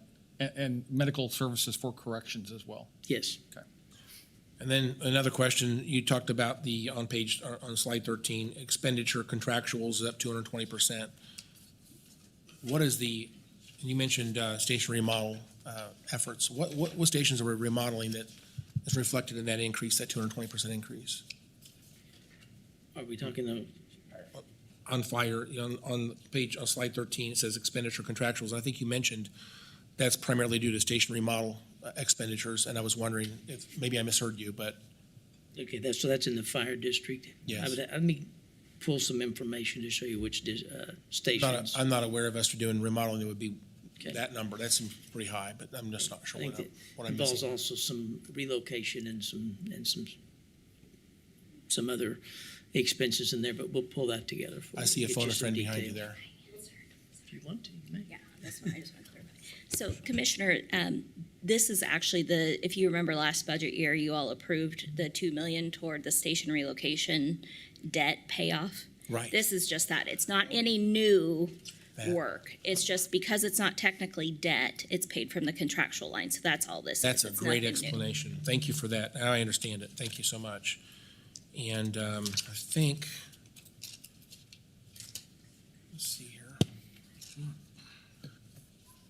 Just a general comment, but on slide 19, there's so much going on here. I can't really make sense of slide 19 because there's so many one-time things happening on this slide. I don't know on a trend line what's left, whether we're better off or worse off. I can't really make sense of slide 19. There's just a lot of one-time decisions or one-time funds that are impacting that chart. So overall, I don't know if we ended up better or worse. It looks like we're worse. It looks like we're worse. Remember that the top line for the last 3 years on this has shown revenues from federal stimulus money. That's not on there anymore, so it looks like we're down by $40 million. If you take that $50 million that was included in there last year for ARPA, we're up by take that out of the equation, we're up by about 10. And that then is reflected in the new payment model for the CCBHC in ComCare, kind of makes up the majority of that extra 10. Thank you for that. That's all my questions for now. Thank you, Chairman. Okay. Any other questions? Okay, Brent, very thorough again, and thank you, staff, for all the work on this. Appreciate it. And, I'll make a motion that we receive and file. Motion and a second. Any questions? Being none, Madam Clerk, please call the roll. Commissioner Lopez? Aye. Commissioner Dennis? Aye. Commissioner Beatty? Aye. Commissioner Howell? Aye. Chairman Meitzner? Aye. Thanks again. Madam Clerk, next item, please. Item K, report of the Board of Bids and Contracts, regular meeting on July 27th, 2023. Good morning, Mr. Chairman, Commissioners. Joe Thomas, Purchasing Director. Hi, Joe. The regular meeting of the Board of Bids and Contracts that was held on July 27th has resulted in 3 items that we are seeking your approval. And the first item is parking management, Sedgwick County Courthouse Complex for Courthouse Police. This recommendation is to accept the proposal from PCAM LLC. They're doing business as Parking Company of America Management, or Parking Company of America. And this is to establish contract pricing at the rates listed for 3 years with 2 one-year options to renew. Our second item is the janitorial, sanitation supplies, and equipment for various departments. And this recommendation is to establish a contract with Brady Industries based on the Omnia Partners Contract 211-301. This is good through January 1st of 2025, and it has 2 one-year options to renew. And our final item is the Alternative Dispute Resolution Domestic Conciliation Services. This is group number 2 for the 18th Judicial District Court. This recommendation is to accept the proposals from Christine Campbell, doing business as Franklin Law Office, James G. Beasley, and Jennifer Louts for a contract period extending until all assigned ARPA funding has been utilized, since this is a American Rescue Plan Act funded project. And that's the items, and I'll be happy to try to answer any questions and recommend approval. Okay. Commissioner Dennis has a question. Thank you. Joe, just a quick question on parking. I know we charge people to park in that parking garage. Do we break even? I think so. We should break more. You want to come to the? We do. The answer is yes. But it's not just break even. I think we do make a profit. We do make a profit, yep. Okay, Do you have the figures? Yeah, no. That's good. thank you. Does that We do well. satisfy your answer? Okay, As long as we're breaking even. all right. We do better than break even. That's good government work. Okay. I'll make a motion that we approve the board and bids as presented. Second. Motion and a second. Any other questions? Being none, Madam Clerk, please call the roll. Commissioner Lopez. Aye. Commissioner Dennis. Aye. Commissioner Beatty. Aye. Commissioner Howell. Chairman Meitzner. Aye. Thank you, Commissioners. Thanks, Joe, for all the work. The next item, please. Consent agenda. Yes, Tom. Chairman, good morning. Good morning, Commission. Tom Stolz, County Manager's Office. Today on consent, we have items L through X, and I was not able to attend agenda review, and upon looking at this agenda, there are two items on here that I think need a little bit of public comment, just so the citizens can hear, and that is items R and S. So I would ask the commission to approve consent items L through X with the exception of those two items, and then I've got people here to kind of talk about both those items. Okay. Any questions? The motion will be, I'll make a motion that we approve items L through X with the exception of R and S. Second. There's a motion and a second. Any other questions? Being none, Madam Clerk, please call the roll. Commissioner Lopez. Aye. Commissioner Dennis. Aye. Commissioner Beatty. Aye. Commissioner Howell. Aye. Chairman Meitzner. Aye. Okay. Okay, thanks, Chairman and Commission. Item R is a intervention program with USD 259 that I think merits Joan speaking to, and Commission can ask questions if they have any. So, Joan, if you could please cover that. Joan, thanks for being here. Yeah, good morning, Commissioners. Joan Tammany, Executive Director with ComCare. I'm actually glad to be here to have opportunity to talk about this particular program. I do have some colleagues with me that I'll introduce in momentarily and bring up to add to this conversation.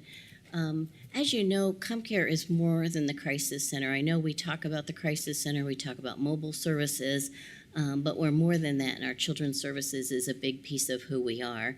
And we also know that it takes a team and a village to grow programs and create programs, and that's true of the Mental Health Intervention Team Program, which is a partnership between ComCare and the Wichita Public School District. I know this is the particular contract on the agenda for renewal this week, but we have Valley Center and Mays that will be up for renewals in coming weeks. And then we have an expansion of the program to Mulvane and Derby that will also be on agenda in coming weeks. So I recall sitting in a small room in the state capitol in 2018 with Representative Landwehr and a couple other legislators, as well as leadership from 259, myself and another center director, and then the president of our Association of Community Mental Health Centers. And we were talking about the whole issue of supply and demand. And when I talk about demand, I talk about the increasing need for services to youth in our communities. And when I talk about supply, I talk about the ever-shrinking workforce for behavioral health specialty, and that we were seeing that shrinkage occurring here in Kansas, and particularly here in Sedgwick County.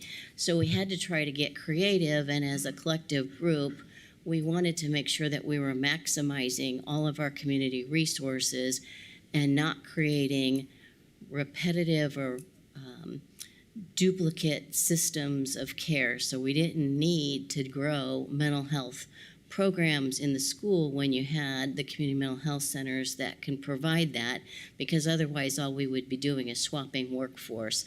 That would have served no benefit. So the partnership, and from those conversations, which were always difficult, this whole dream of this mental health intervention team project surfaced. So I'm glad we were an early participant in helping grow that statewide, and I'm really proud of where it's come. But the whole partnership is designed to be a participation between community mental health centers and school districts across the state of Kansas. And it was designed that way because community mental health centers specialize in community-based services, wraparound supports for youth, and we have 24/7 services and continue to deliver services and can continue to deliver services regardless of whether school was in session or on break. It's been a huge success. We're now entering into our 6th contract year, or 6th academic year, I should say, and you're voting to approve that contract. I'm going to have Chantel come up here in just a moment to talk about the outcomes of the program for the last year for USD 259. But I wanted to do a quick reminder about some of the goals of the program because they were designed to increase the students' ability to succeed not only in the classroom but in the community and within their family. And collaboration with the school, data is collected on school performance, academic performance, and behaviors in the classroom, and that's what Chantel's going to speak about this. It's a win-win for families because the parents don't have to take off work and risk losing their job to get their children to appointments during the day. The kids get to be served in a natural environment, which creates a sense of normalcy for seeking and getting mental health services. And then it also provides the opportunity for us to collaboratively observe these kids in the classroom so you could see if their behavior and performance is actually improving. And we know, and you guys all know, that if you intervene early, we can change the trajectory of the future for those kids. I mean, we hope that by participating in services in a natural setting, they gain skill, they gain confidence, and emotion regulation skills that will carry forth for a lifetime. So we're planting seeds early with the hope that it has a lifetime benefit. Statewide, this is an application-based program, so in June of each year, applications are submitted by school districts wanting to participate or continue to participate in the mental health intervention team program. Awards are provided in July after the Kansas Kansas Board of Education meets and selects those programs each year. We've been fortunate they've expanded the amount of money going toward those programs, so more counties and districts got to participate as we move forward. Right now, we have 36 schools in this contract, and then we have, like I said, the other 2 that we've contracted with for 2 years and the 2 new ones, so we have lots of schools. What makes this program unique is these staff are embedded in the teams in the schools. So they are a team-based approach to care. It is not eliminating the fact that we also go into school to provide services for other youth who are not part of this program, but it's a huge program, and the team is comprised of a liaison who is hired by the school. They're the ones that make the referrals to the program. They work with the teachers. They try to connect with the family members to initiate the paperwork and accept services. And then for ComCare, we provide and deliver the services with a master's degree clinician and then an integrated care specialist. With that, I want to invite Chantel Westbrook up. She is our Director of Rehab and Clinical Services, and she'll speak about the outcomes for USD 259 specifically. Good morning, Chantel. Good morning.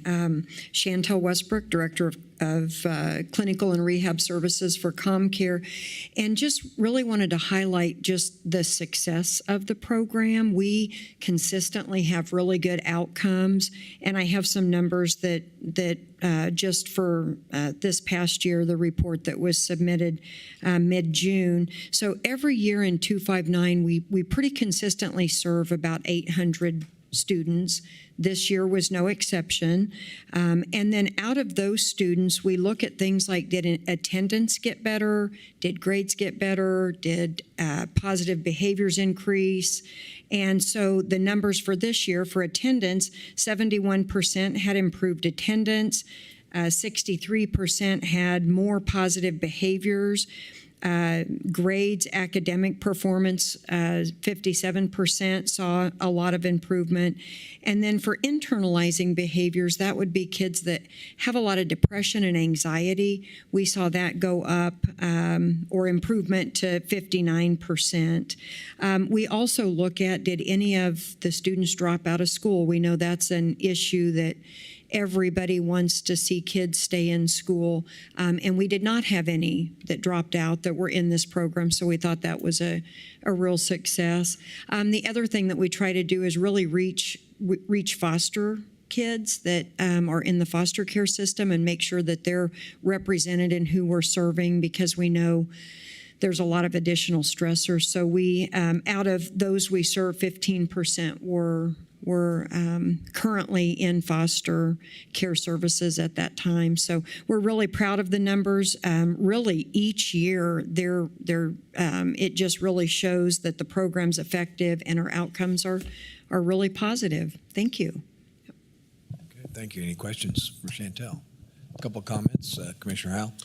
Thank you so much. I was glad to see this discussion happen today, because I think there's maybe a public interest in this program, and I think I want to just bring some attention to what's going on.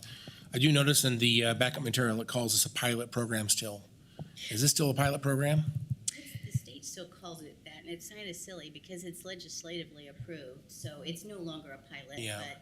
But I think that was just an oversight. We didn't catch that in our submission of paperwork. And this is actually a grant award. It's not an application. So we're talking about, once we approve this, the money is secured for the following school calendar year, correct? Okay. And then you talked about percentages quite a bit. And again, performance measures is one of those things I really like to look at. And again, your numbers are impressive, but I would like to know if you can share how many students, how many individual unique students are being provided services through this program. Do we know that? So the 800 number would be those unique students, right? So some may have been in services for the entire school year and the summer. Some may have been in services for 6 months. And then I think I heard someone say it already, but I want to emphasize this is not just for the student; it's also for their family support structure. Absolutely. Anybody that's helping that student is also included in this program. 100%. And I think that's a really good point to call out, is that we serve the entire family. So we do include the family. We prefer as much family involvement as we can get. Our integrated care specialists can go into the homes. They work evenings. They have summer schedules. So our services are 12 months a year, and definitely family-oriented and driven. And we try to involve family as much as possible. So yes. I don't think this is controversial. I anticipate you'll see a unanimous vote this morning. But as this comes up each and every year, I just like to see the discussion, because I think the public has an interest in public health and especially mental health, especially younger people in our community that need help.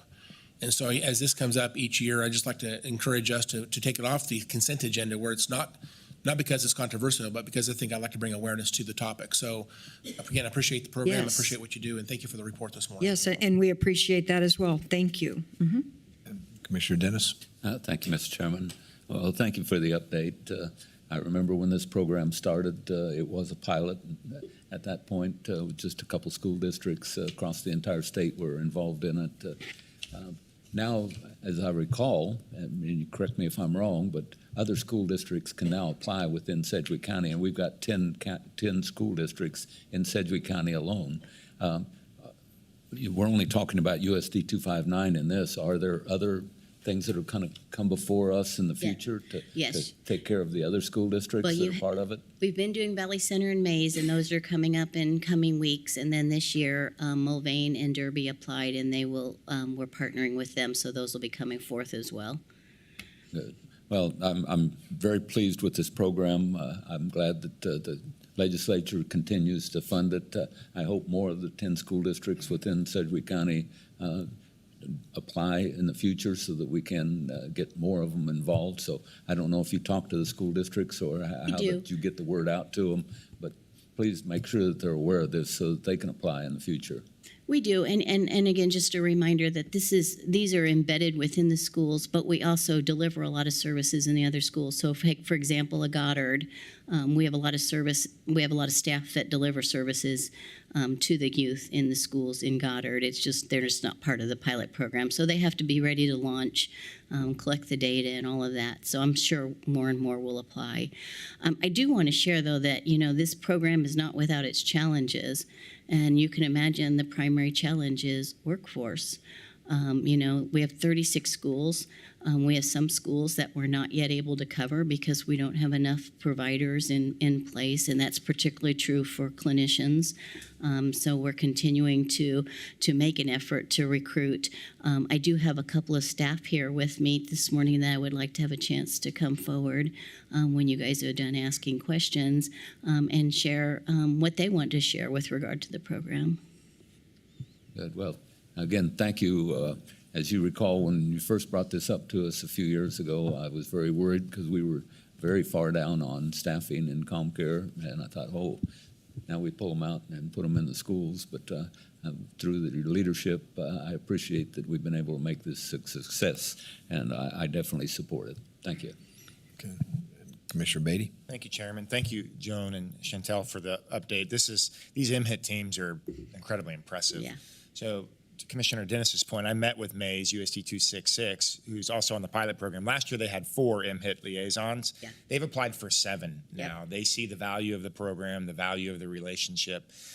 They've actually even appointed an MHIT coordinator within USD 266 to help oversee this relationship. So, phenomenal program and a phenomenal need, really. So, I agree with Commissioner Dennis that I hope that most of the other school districts within Sedgwick County will also see the value in this. But thank you for what you're doing in this program. It means a lot. And also thank you for what you're doing with the foster kids. That this is a significant service to the foster children that are in USD 259. I came across data last week from USD 259. They tell me that 1,400 kids in their school district are what they would deem as unsheltered. Yep. Some are doubling up, some are living in shelters. And many of these children come alongside foster children for an incredible need for behavioral health services and support and advocacy.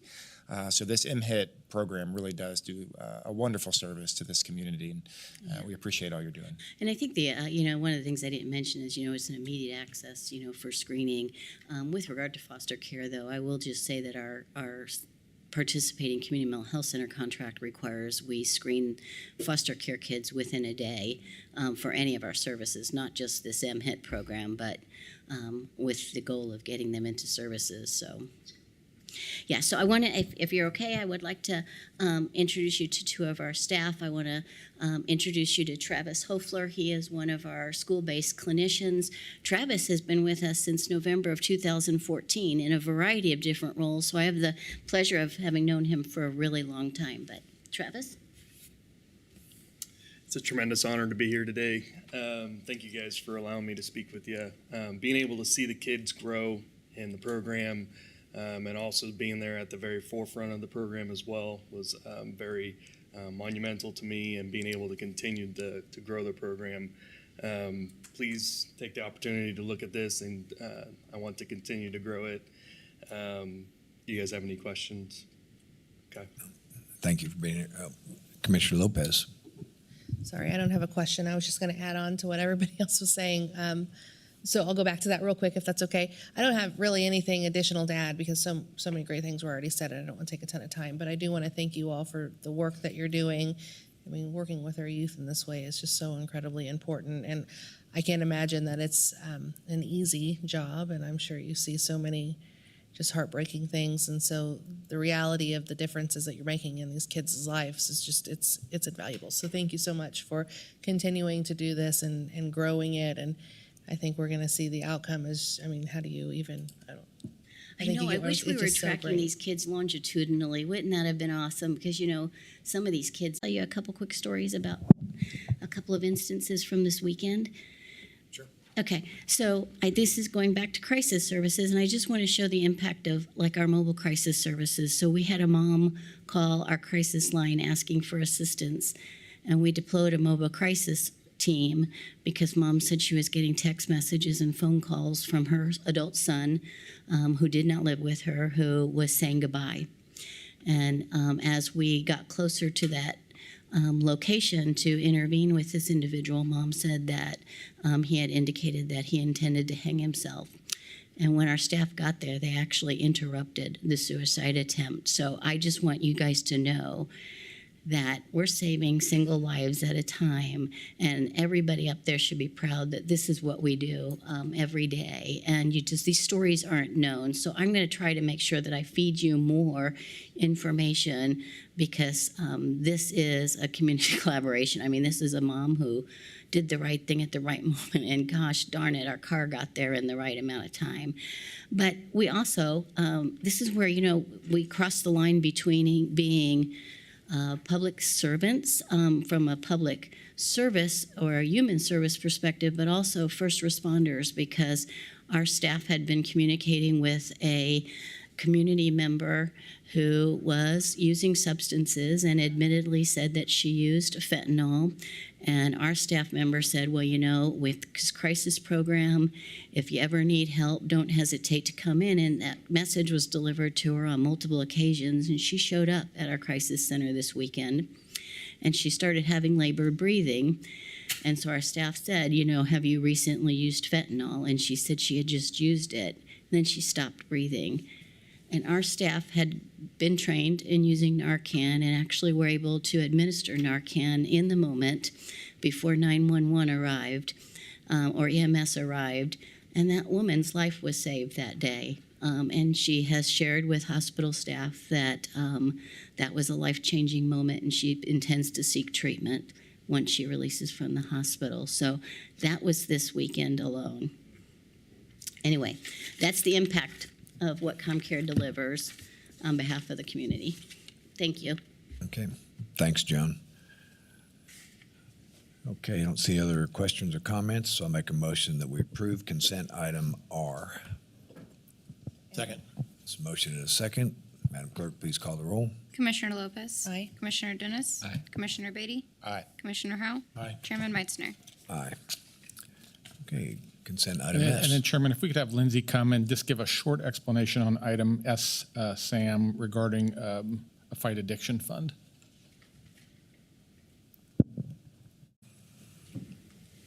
Morning, Lindsay. Just want to confirm, Kelsey, do we need to read this into the record that we're calling these agenda items? Or can I just start talking? Just start talking. Okay. Commissioners, Lindsay Purcell, your CFO. So item S refers to an interfund transfer. If you all recall, a couple months ago, you actually took action to authorize a new fund to be created that was part of legislation that was advocated by Sedgwick County this year and successfully passed. It created fund. We have called it the opioid fund. Really, technically, it's called the Municipalities Fight Addiction Fund. This is tied to what the state has done with the opioid settlement funds that it has received and dispersed to the county. So you all know that so far we have received nearly $1.2 million in funds, with more anticipated. Thus far, you have authorized about $315,000 for, I'm going to just call it an LCMS. The actual language is in the backup of your agenda item for the Regional Forensic Science Center. You also have authorized $49,000 for the Sheriff's Office pertaining to marketing. Both of those were compliant with the language that funds may only be used to prevent, reduce, treat, or mitigate the effects of substance abuse and addiction. So what today's action does is it basically takes the balance of those dollars that to this point have been deposited in the general fund, which is required at the state level.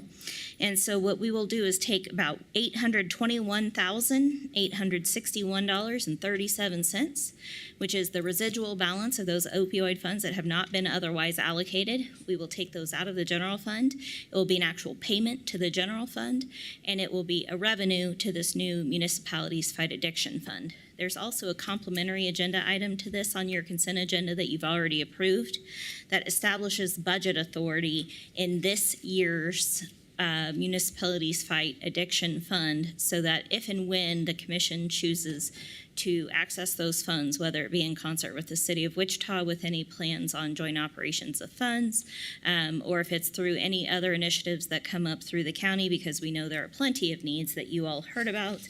We will be able to access those funds only at your discretion and move those to a fund center that a department would be able to authorize and make payments from. So that's what this agenda item is actually really truly starting the initiative for use of those opioid funds for the long term. So I'm happy to answer any questions. Otherwise, I recommend you authorize the resolution to approve this interfund transfer.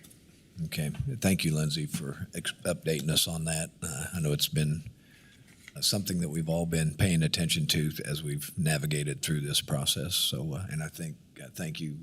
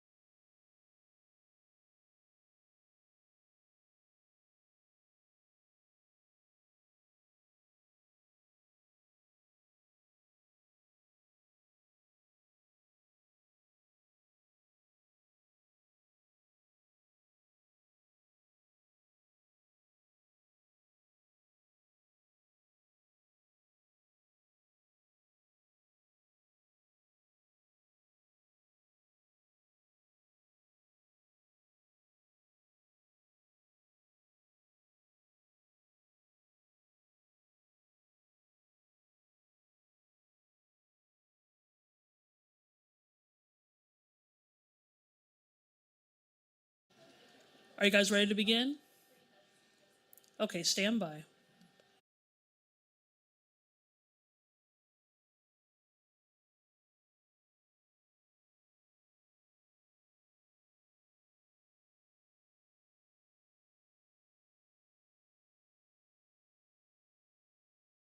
Okay, stand by for a 10 count.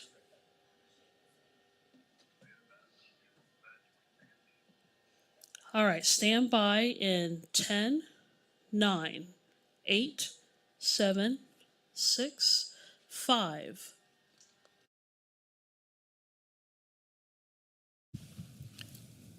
Okay, thank you, media assistants. All right, we are back from a break, so we will resume the meeting.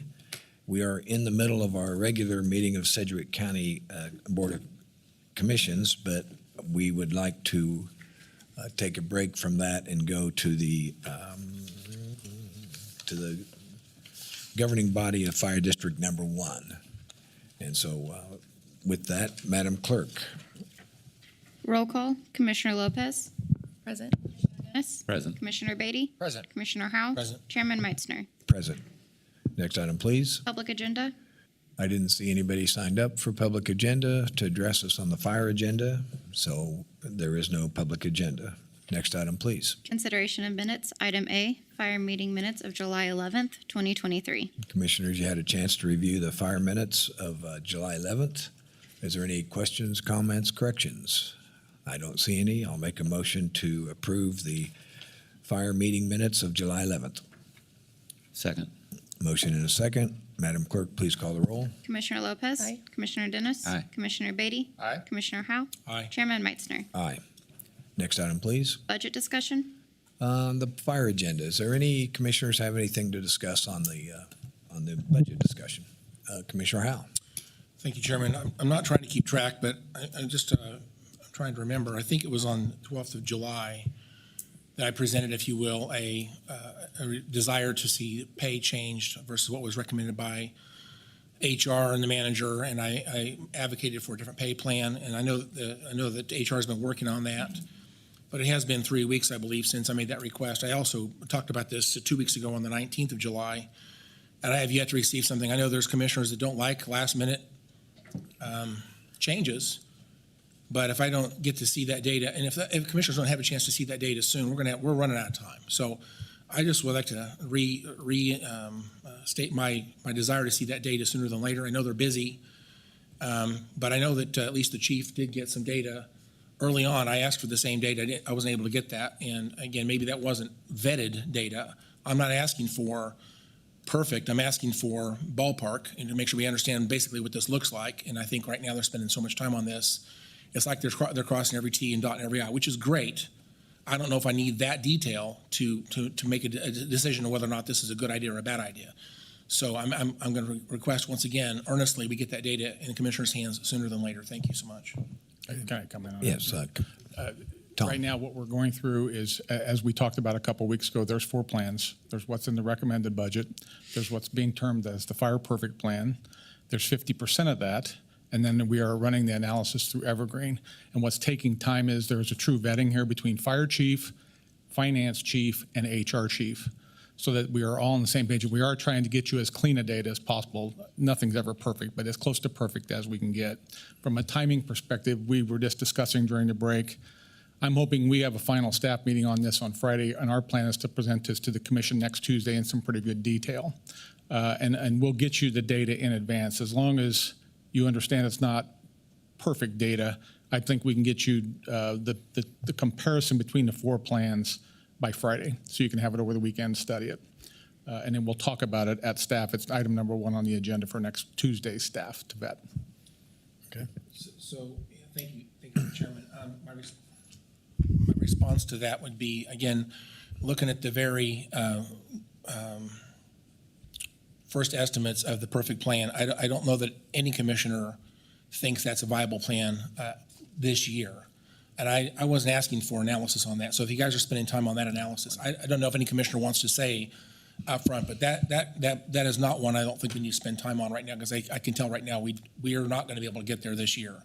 I do want to make a step in the right direction. I think a a course correction is needed, but to get to that perfect plan is something I don't think is really even possible this year. So I'd like to encourage HR not to spend much time on that one because I don't think it's viable right now anyway. Sheena can speak for herself, but I think we're spending 99% of our time on those two middle plans to see which is best stem to stern, fire chief all the way down to firefighter. And what's interesting in the fire department, there's a number of positions that are not firefighters, there's mechanics and other positions there that we're trying to compute in. And then we have to make sure that we are accountable for the open positions on the assumption that they will be filled so that we don't adversely impact the fire forecast. And that analysis is taking extra time. But to your point, we're spending almost all the time on these two middle plans because the commission has expressed a will to do something in course correction moving forward. Okay, and then again, the way that this might impact, it's a different discussion because we're not in the right budget today, or right now, but this might have impact on other things within the county. Again, having this data sooner helps us react to what that might do to other positions that we might need to talk about as well. So again, I do appreciate, please provide that before that meeting so I have time to think about it before we go to a staff meeting and be, given to us cold, so to speak. Thank you so much, Manager. Okay, is there any other comments or questions under our budget discussion for the fire agenda? Okay, so I don't see any, so we will close that item. Next item. Other. Does anybody have anything under other for the fire agenda? I don't see any, and we do not have an executive session for fire, so we will adjourn the fire agenda and we will return to the Board of County Commission meeting. Next item, please. Budget discussion. Okay, we are back at the regular meeting of Board of Commissions, and item is budget discussion. Commissioner Beatty. Thank you, Chairman. I want to get some clarity on, I don't know if it's county protocol, county position. It's in relation to the CIP. We have some significant CIP projections coming. A couple of them in particular are going to be bond funded. So I want to have an idea as we look forward. Now in 2024, I don't think it's a significant number, but as we start looking at the out years and what has not been discussed in the CIP map is this potential of a possible admin building. So what I'm wanting to do is just get my mind wrapped around what is our debt capacity here? What do you recommend, Lindsay, on bond debt? How does that impact what it is we do? And what is healthy? What is not healthy? Are there percentages that we're trying to aim towards? I just, in this budget in particular, but looking forward, I'd like to have a better understanding of that. Sure. So, and just so everyone is aware, Commissioner Beatty did warn me yesterday that this was coming, so I do have refreshed data on debt capacity to talk about, and I had to bring my glasses because it's such small font. So the county has metrics that it must follow legally by state law, but also within county policy. So in the most recent ACFR, the audit document that you all received, in the back in the statistical section, it shows how much of our legal debt ratio we are at.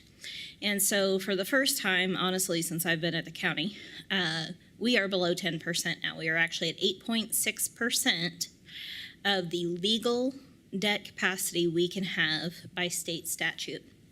But the county has a debt policy that's actually even more restrictive than that. And that policy has a mix of 5 ratios. You hear me talk about these ad nauseum every time we do a bond issuance. And so you're going to hear me talk about them one more time just so everybody is fully aware. We have a combination of 5 metrics.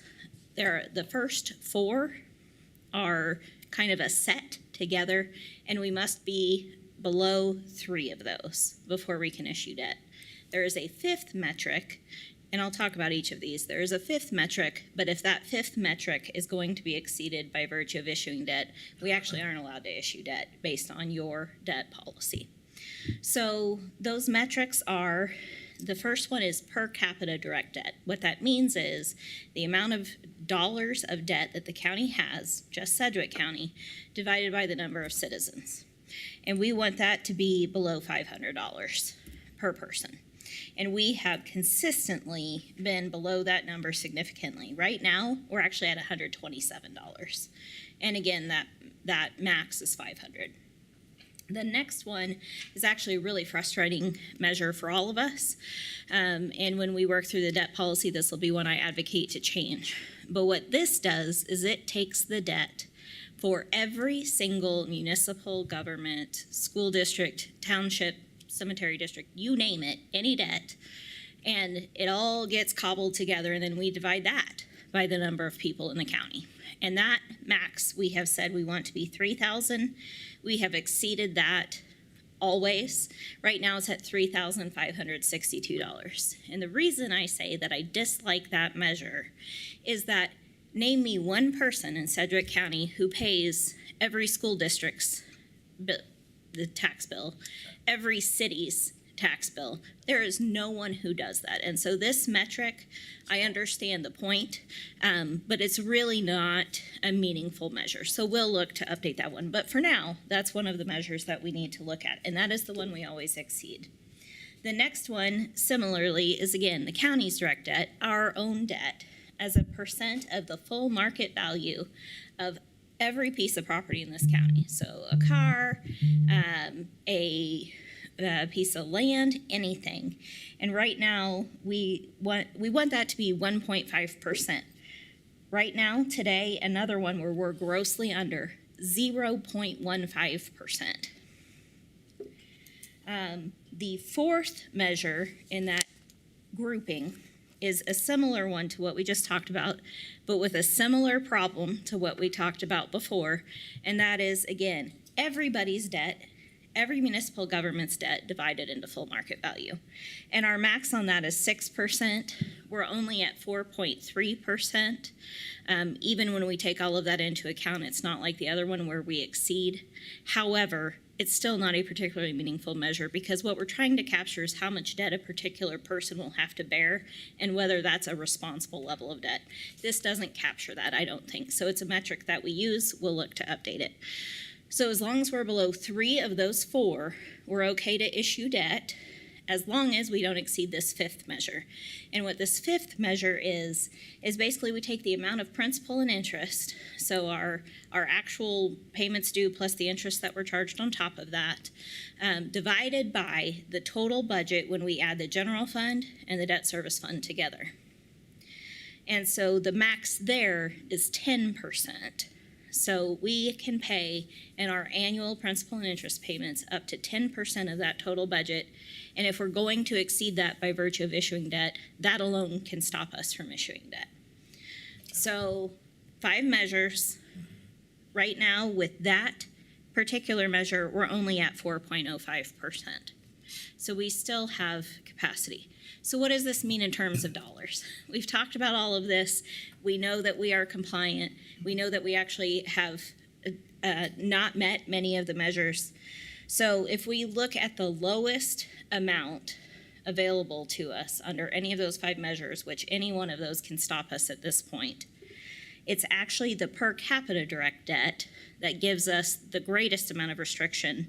And on that, in this calendar year, not that we are in necessarily any shape to do this in this calendar year, but we could issue another $197.6 million and still be fully compliant with our policy. We could actually issue even more than that under the state's legal debt margin, but this is what's going to be the most restrictive. So when we talk about things like an admin building, which could be, as Tanya mentioned earlier, there is a not to exceed $42 million figure. When we talk about a juvenile services building of $22 million, if we add both of those together, we still have another $140 million worth of debt capacity on top of that. Not that I'm saying we want to do that. We don't need to stress our budget because we do have to use property taxes to pay for this, which means reallocating those dollars amongst our priorities. But in this recommended budget, at least, that juvenile services building is already baked in. And so that's something we don't really have to worry about. It's that admin building that we've been talking about for so long where that can begin to introduce some complexity. But I'm still not worried about that. And I think that we've demonstrated by virtue of getting out of the county courthouse, there's a need for some kind of solution for admin, whether that's a permanent facility or we long-term lease here.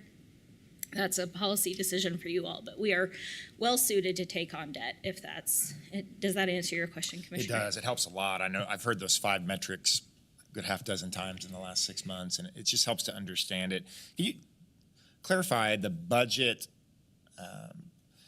How does it impact an individual year's budget, a CIP? Is it principal and interest? Is it bond payment? So it is, but so we're, debt financing can be a little complicated depending on how we do it. So the county's historical precedent has been, we basically borrow essentially from the general fund and we spend the money. And then when we're done with the project and we have a really good idea of what the real costs are, that's when we actually sell the debt and reimburse ourselves with those bond proceeds. Typically the following year, we will pay interest cost, because until we sell the debt, we really don't know precisely what that bond and interest figure is going to be. And so we'll pay the interest in the following calendar year, and then in that same calendar year where we're paying the interest, through that budget process, we will build in the principal and interest into the next year's budget and then after that. Now, one thing we have talked about on the admin building is doing it differently. So we don't necessarily have, let's say it's $42 million, we don't necessarily have $42 million laying around, plus all the other things that we want to do. And so in this case, what we've talked about in the past is when we have a decision, depending on how big that anticipated debt issuances is, we might advance fund 75% of the anticipated costs, get that money in the bank, spend it down, and then wait to do the rest of the project until we actually know the precise cost, and then do the final then. Hopefully, after this next Federal Reserve meeting, they'll quit bumping up interest rates, and we'll have a little more predictability with what that could look like. Okay, that's helpful. Very helpful. Thank you. That was a very thorough explanation, but it was helpful. Long-winded, eh? No, but it's good. It's good. So, okay, so what else? Anybody got anything under budget stuff? Commissioner Howe. Thank you, Chairman. Just wanted to, I guess, raise an idea that Lindsay and I have talked about a number of times over the years, and I don't know if I've talked with my commissioner colleagues about this or not, but let me just briefly describe, I guess, a vision for how we allocate funds within our budget. I know that in a very simple sense, the property tax funds and sales tax funds essentially are about the same use within our budget, with the exception that 50% of our sales tax funds are on the front end dedicated towards our road and bridge programs, primarily bridge infrastructure. So that leaves 50% of our sales tax funds that essentially goes back into the same buckets of money that our property tax funds go into. Am I correct so far? Yes. Roughly. So this year in the 2024 budget, the projection is we're going to be about just under $40 million in sales tax revenue for Sedgwick County. And again, this comes from the 1% sales tax that was passed, I think, 1985, of which about $140+ million is collected, and we share most of that with other cities. But the county gets to retain just under $40 million. And so of that, $19,784,000 would go to road and bridge program. And then the other $19,784 would be in the general fund. One thing I think it helps us politically, and I think it helps the legislature understand, I guess, our budget just a little bit better, is if we were to consider dedicating a portion of that $19 million, it doesn't have to be 100%, but a portion, let's just say 80% of the half. So we can find out what the proper number would be. But let's just say we dedicated 80% of that 19. Again, the calculation is whatever sales tax comes in times 50%, and then we'll say 80% of that would go towards discretionary spending. Let me throw out there what that means. We would fund things like Sedgwick County Zoo, Exploration Place, our museums, our quality of life venues like Lake Afton and Sedgwick County Park, as well as things like Intrust Bank Arena, if there's a cost to that, and things like Economic Development Fund. There may be a few other things we could add in there, but again, generally speaking, I think what I just named is actually less than that number would provide. So Politically speaking, here's the point. If I talk to someone and say, we're taking your property tax dollars and we're providing it for recreation, there's a lot of frustration about that connection. If you say that we are using property tax dollars for core functions of government, infrastructure, infrastructure, public safety, human services, there's not a lot of debate whether that's reasonable connection of source of funding to how we use those dollars. But sales tax funds, I think, again, a lot of that money comes from people who pass through Sedgwick County, who don't even live here. I've heard numbers of, 30% of the funds is not from Sedgwick County residents. I don't know what their actual number should be, but it's a portion of that is passed through. People come to Sedgwick County to spend money. And to the extent that we have a zoo, for example, people come here to spend money at the zoo. So it seems reasonable that the sales tax funds from restaurants and shopping and things like that, other things that are spent while someone's visiting the zoo, that money goes back in to support the zoo, for example. So the idea that we would use that revenue specifically for just, again, more discretionary spending, to me is politically a much better message. If I talk to someone in Topeka and I say we took $2.5 million out of the property tax funds and supported a project at Exploration Place, that can cause some trouble. Some people don't like that. If I say we take $2.5 million out of our sales tax funds and do the very same thing, it works out just fine in the budget, but it's much easier to defend that because that actually rolls right back into benefiting this economy, which creates more revenue back to the county to actually pay for that on the front end. So I would like to see us have a discussion about the idea that we would dedicate a portion of sales tax funds. Again, I don't know where to start, but let me just throw out a number, 80% of the half, whatever that number is. If we can earmark, if you will, that quality of life spending, discretionary spending, things like EcoDevo funding and things like that are funded through that particular fund, to me that actually helps us politically make arguments to Topeka that we're not using property tax funds for things they might find it questionable. I think, again, I don't think we find it questionable, but there are people out there that will. So again, I think this is a way for us to politically defend our use of those dollars. I'd like to have a discussion about that. If not today, then maybe a staff meeting, but I do think this needs to be, I don't know what the appropriate time is to do this. I think budget season is a great time to have this discussion. Go ahead. I guess I'd ask Lindsay the question just tactically, and Commissioner Howell, you and I have talked about this a few weeks ago, tactically essentially you're going to be moving money from general fund to sales tax funding. Tactically, is it better to do that when we attack the 2025 budget and plan forward going ahead, or?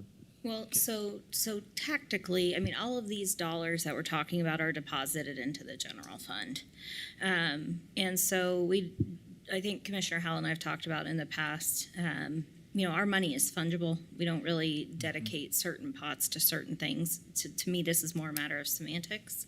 And so this is something that the commission wants to do. And we say simply in the financial forecast section of the budget book that we intend to dedicate these funds toward discretionary services. And if you all recall, Commissioner Howell had mentioned this back in February, and I sent you all a spreadsheet that looked like this. And it had the list of discretionary programs in the 2023 budget based on a quick review that estimated about $16.9 million. Commissioner Howell's 80% equates to about $15.2 million. So if that's the way the commission would like to go, we can write about that. There won't be anything technically or tactically that we do within the general fund or within the actual budget, just because that's not how it's set up by the state legislature or the Department of Municipal Services. But we can explain it in whatever fashion the commission would choose. In the budget book, it would show up as a different code of expenditure, though, correct? It would not. We would simply, within the narratives section of the financial forecast, discuss that, because I'm going to go ahead and hold the budget book up and belabor my point even more. Sorry. So up here, and this is the county property tax supported funds. This is the financial forecast section for anyone who wants to follow along We're on page 64. And so up here, it shows the different types of revenues. And we do actually break out retail taxes, so sales and use tax. And so that will continue to show this way so people would have an idea of how many dollars that actually equates to. We have expenditure codes below. We wouldn't intend to change any of this, but in the narrative earlier in this section, we would simply explain under local retail sales and use that we intend to use this to support discretionary funds. But again, money is fungible from our perspective. It all goes into one big pot. And so it wouldn't actually change anything for real. It would just be a communication to the public and anyone who reads our budget book, a credit rating agency, or a legislator, that this is how we intend to allocate those funds. Tom, does that answer your question? Again, one more thing, it does provide, it provides for us a guardrail or a goal of how to spend money, because right now, this money ends up in the same bucket as property tax funds, and I don't think we really have any guardrails on those things that you, on that report sheet that you provided. There really is no guardrails on how much money we would allocate for those particular things, but this would give us a goal. Again, let me just point out, this fund has gone up, I didn't calculate it exactly, but it's about $1 million more this year than what we saw last year. So there's $1 million of additional revenue that comes in through sales and sales tax and sales use tax funding together. If you earmark that, then again, 80% of that increase, so we'd say it would be $400,000 would be available to those very same things that could be divided up amongst them. Again, it gives us a way to calculate a reasonable way to provide additional funds. I know there's going to be arguments for additional spending, but it gives us a guardrail to live under, and I think that makes sense to me. Well, and I think we would probably want to cast it as a guideline or a guardrail, not necessarily a firm policy. And the reason I say that is because with the anticipated constitutional amendment changes, our reliance on property tax is going to have to shrink. We may need to rely more on these retail sales and use taxes to fund our core services over time. And so I think keeping it as a goal, while it makes sense until we kind of see what that impact is, would be a potentially good way to do it. And I'm not suggesting we would pass a charter resolution here. I think we ought to, pass a simple majority. It's a document that says, here's how we want to do it today. Not to bind future commissioners, they can always change it. But I think it's useful to have some way to anticipate the use of these dollars that I think, let me just argue that, let me say it this way. We have, again, just about $40 million coming into the county that are paying for services and things people value. If you take the, $6.4 million per mill, I believe this year, roughly? Yes, that's the estimate. So the equivalent's about 5.5 mills of property tax, roughly. I'm just doing some quick math in my head here. I may be off a little bit. But anyway, about 5.5 mills of property tax we're not levying because we have a sales tax available to the county to be spent. That offsets property tax. And I think when people voted for that back in 1985, I'm sure one of the arguments was this takes care of infrastructure to a degree, and it pays for things that you guys want. It also provides some property tax relief. And again, we could have done the very same infrastructure things with property taxes, but we chose to use sales taxes for that. By the way, is the 50% to be used for infrastructure? Where is that requirement listed? So that's actually a ballot measure that was then included in statute. Okay. And so that affects any 1% distribution that goes to any city or Sedgwick County. They must use half of that toward infrastructure. And again, that very same infrastructure could be supported through property tax dollars, but instead we're using sales tax. So again, it offsets the dependency on property tax revenue to do those very same things. So again, but for the sales tax, we would have about 5.5 or 6 mills more property tax. So thankfully, we have a sales tax fund to lower our property taxes.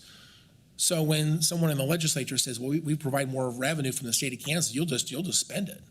My argument is, well, there's actually nothing in the law that binds us to not raise the mill levy any budget cycle. We could raise the mill levy if we want to at will. And nothing stops us from doing that.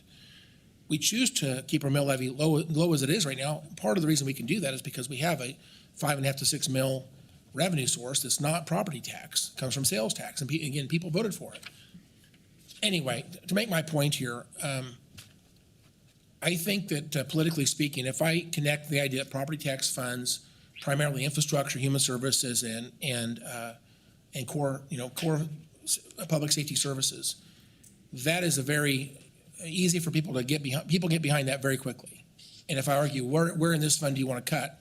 People never seem to have an answer to where to cut amongst those three things.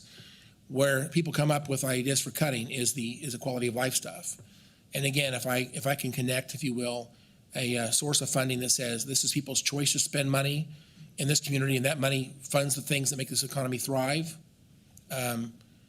things like Sedgwick County Zoo, okay?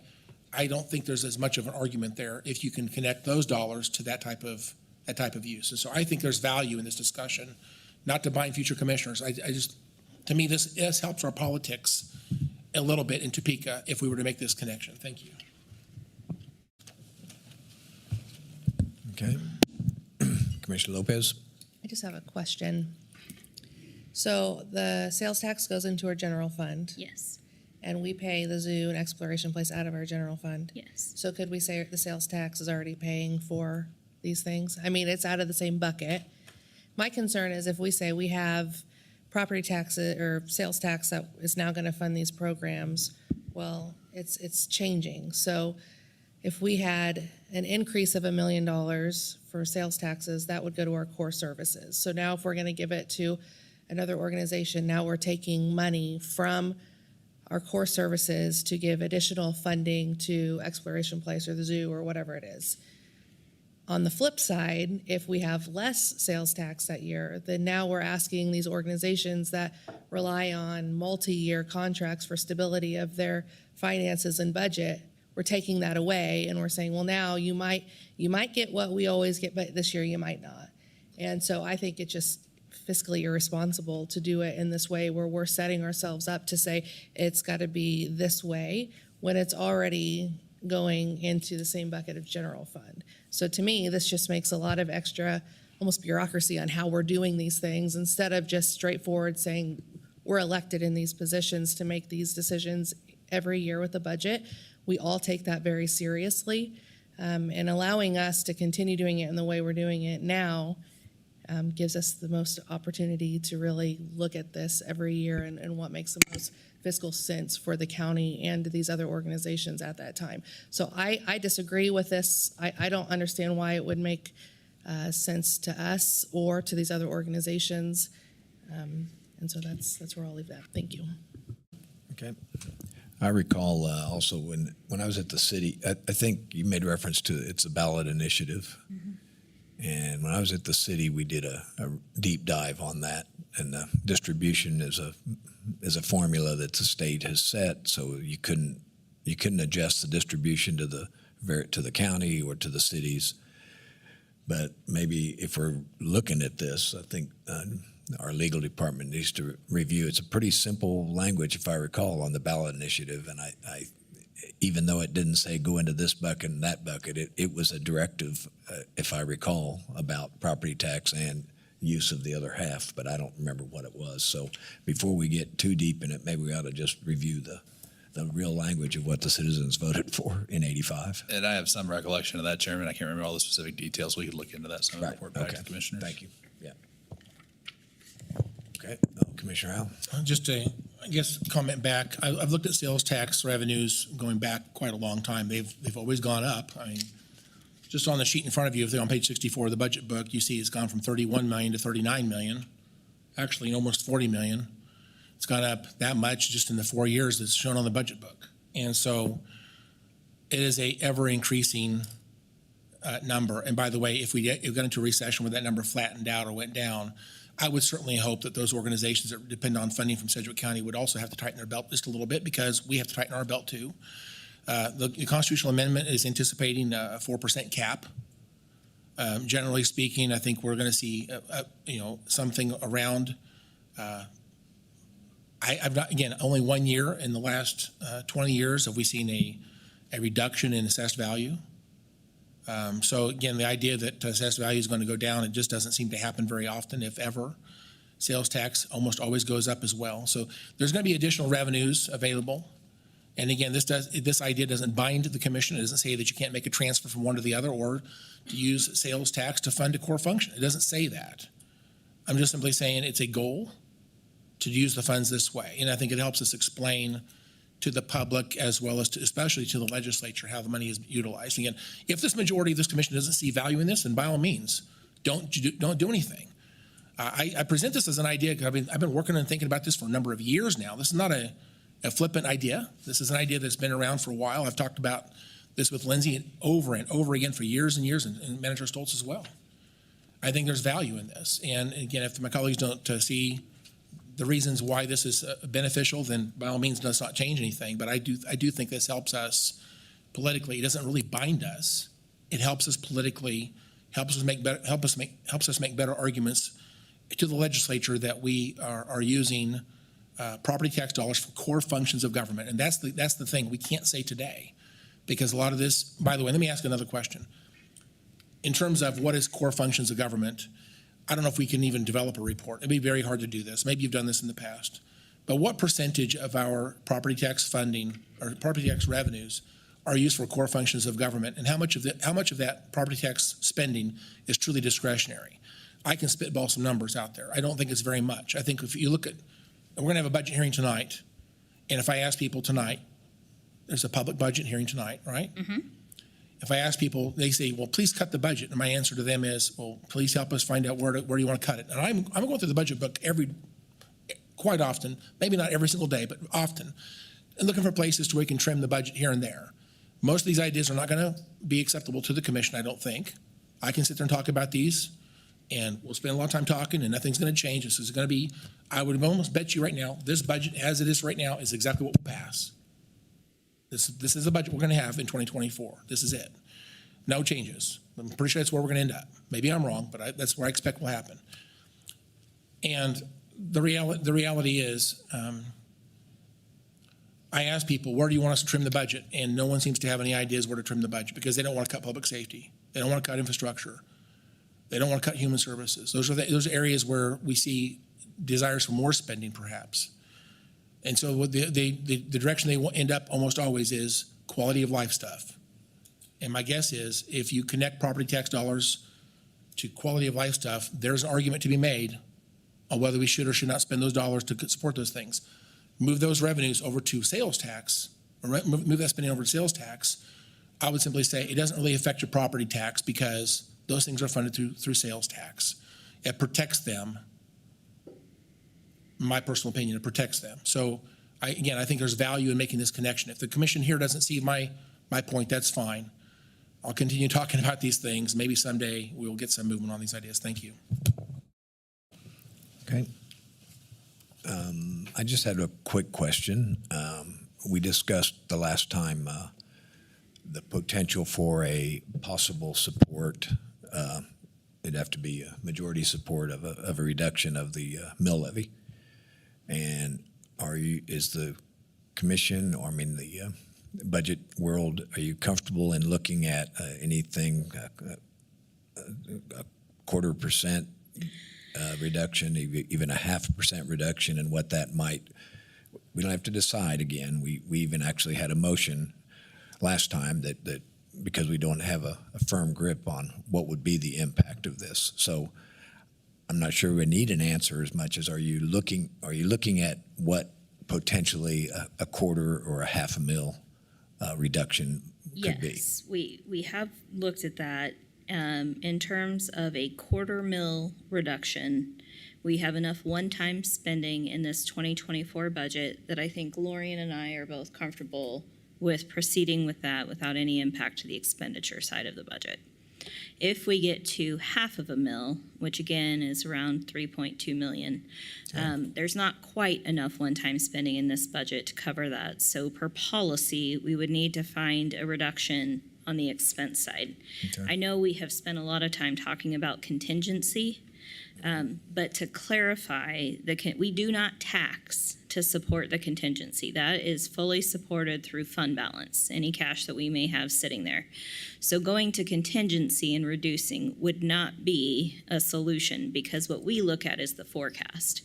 we give you a budget with a lot of budget authority. Lorian always tells you in February we have $100 million of the budget we don't spend because the spending is a limit, or the budget is a spending limit for 1 year, and it expires at the end of the year.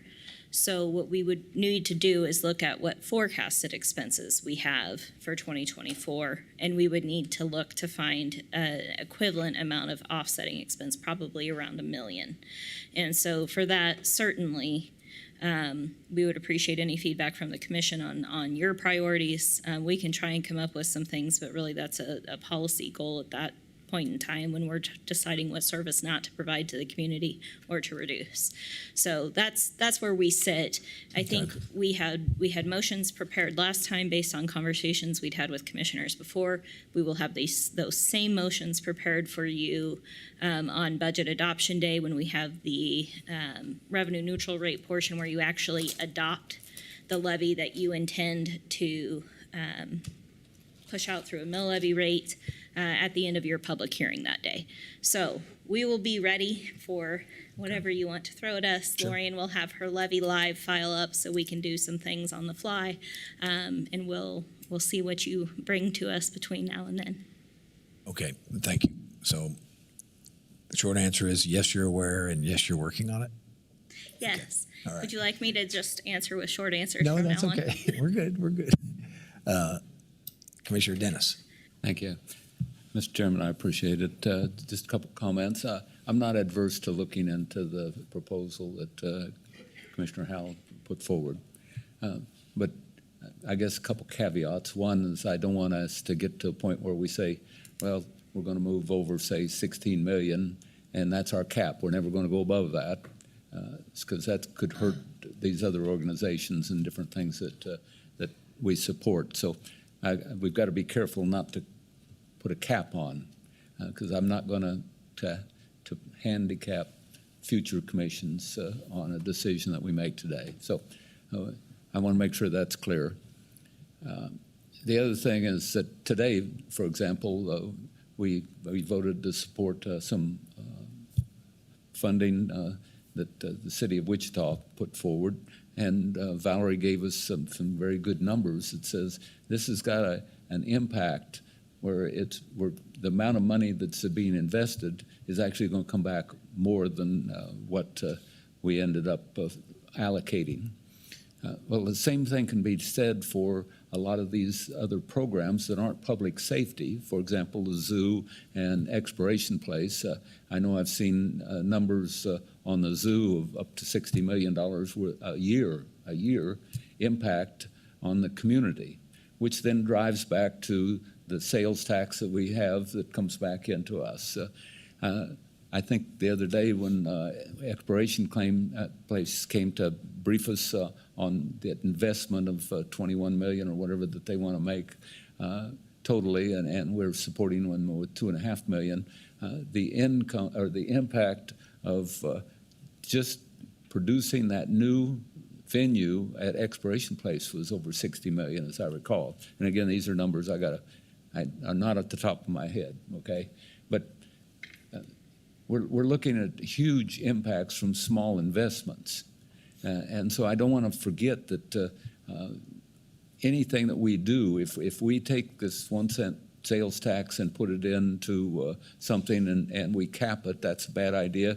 But we also have to take a look. We're going to have to go back to CBBR and Valerie and all of your staff and see what the real impact is of these investments that we're making in these discretionary funds, because they are quality of life, and they are the things that keep the employees. We're always fighting for employees. They're the things that keep these employees here. They're the things that let us recruit new employees, and I'm not going to damage our quality of life to make a political statement. So, thank you.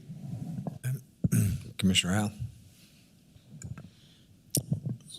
So again, I'm not suggesting we cap how much revenue we provide to these things. I think it should be tied to something that, as it grows, it provides a guideline or a guardrail to say here's how much money we have for those types of things. We could spend beyond that. Again, I'm not trying to say that the commission cannot spend property tax dollars on those venues or those different things if they would choose to do so. But I just think the guardrail is what I'm talking about, a guardrail. not a legal cap that says you can no longer spend property tax dollars on something outside that. I'm not saying, again, property tax dollars are the most spendable dollars in the budget, okay? You can spend them pretty much almost anything you can imagine. And so if you want to provide property tax dollars to one of these quality of life things, we would have nothing in the law that would prevent us from doing that. But again, the guardrails is what I'm talking about. So I don't see that this is a cap. I do it gives us a guideline or a goal. Second of all, I'm looking on page 64 again, and on the ending balance on line 28, the difference in those two numbers for 2023 and 2024 happens to be $1.699 million. Is that how we're going to cover the quarter mill? Because the quarter mill is 1.6 million. So that's actually a coincidence. What we would do is if you look up above in your expenditure lines where you see things like capital outlay, even some portions of commodities, they're going to be one-time expenses, maybe related to capital improvement projects or related to technology review board. And so those under your policy for use of fund balance, we would intend to basically, your number would go down to your number in row 27, which is operating income. So that's basically the difference between the revenues and expenses we bring in a year. Right now, we are projecting for next year to have a positive operating income. We're expecting to exceed expenses by 1.7 million. When you cut out that 0.25 mils, that's going to be in the general fund. This is all 5 property tax supportive funds. So when we cut it out of the general fund's going to have a bit of a deficit at that point. And that deficit is only permissible because we're using up fund balance to pay that. That is only permissible under your policy for one-time things or pilots or something like that. So that's where that would come from. Once you start taking more away, another 1.6 million, that's where we do not have enough one-time expenses built into the budget or the forecast to pay for that. And that's where we have to do cuts. So this is just a coincidence. So let me throw out some other numbers here. This year represents a $15.1 million increase in property tax collection for the 2024 budget. Based on the recommended budget, yes. I understand that, right. And so a quarter mil would be a $1.6 million decrease in that increase, okay? Yes, it would be $1,607,000. Right. So right. almost exactly. It's my intention, if we do cut a $250,000, it would not be necessarily covered by one-time expenditure. It would be covered through reoccurring expenses. Okay. I'd like to see us trim program spending that's basically repeating it year after year. Otherwise, and again, if we capture that increase, I think we're giving fodder to the legislature to cut us. So, through legislation, they'll try. They're not going to be successful. And let me just make another point. Their idea of capping property tax assessed value growth, or should I say assessed value growth to 4% does nothing other than disconnect the real estate market from fair market value. You make a disconnect. So no longer becomes right now. There's the idea that it is fair and that everyone can appeal their tax assessments. They can make adjustments to make sure that it's tracking fair market value. That's the reference point is fair market value. If that legislation passes the House and is approved by the people, then we have a disconnect between fair market value and what people are being the property tax appraisals and assessments. And in doing that, I think it's going to dampen the real estate market hugely because people don't want to sell their home because they're going to essentially reset their tax obligations to the government. And so this is going to have a huge detrimental effect. And if someone doesn't understand that, please contact one of us and we'll be glad to explain it to people. But this is a huge problem, and they think they're solving a problem. I think they're creating a huge problem. But here's the problem. They have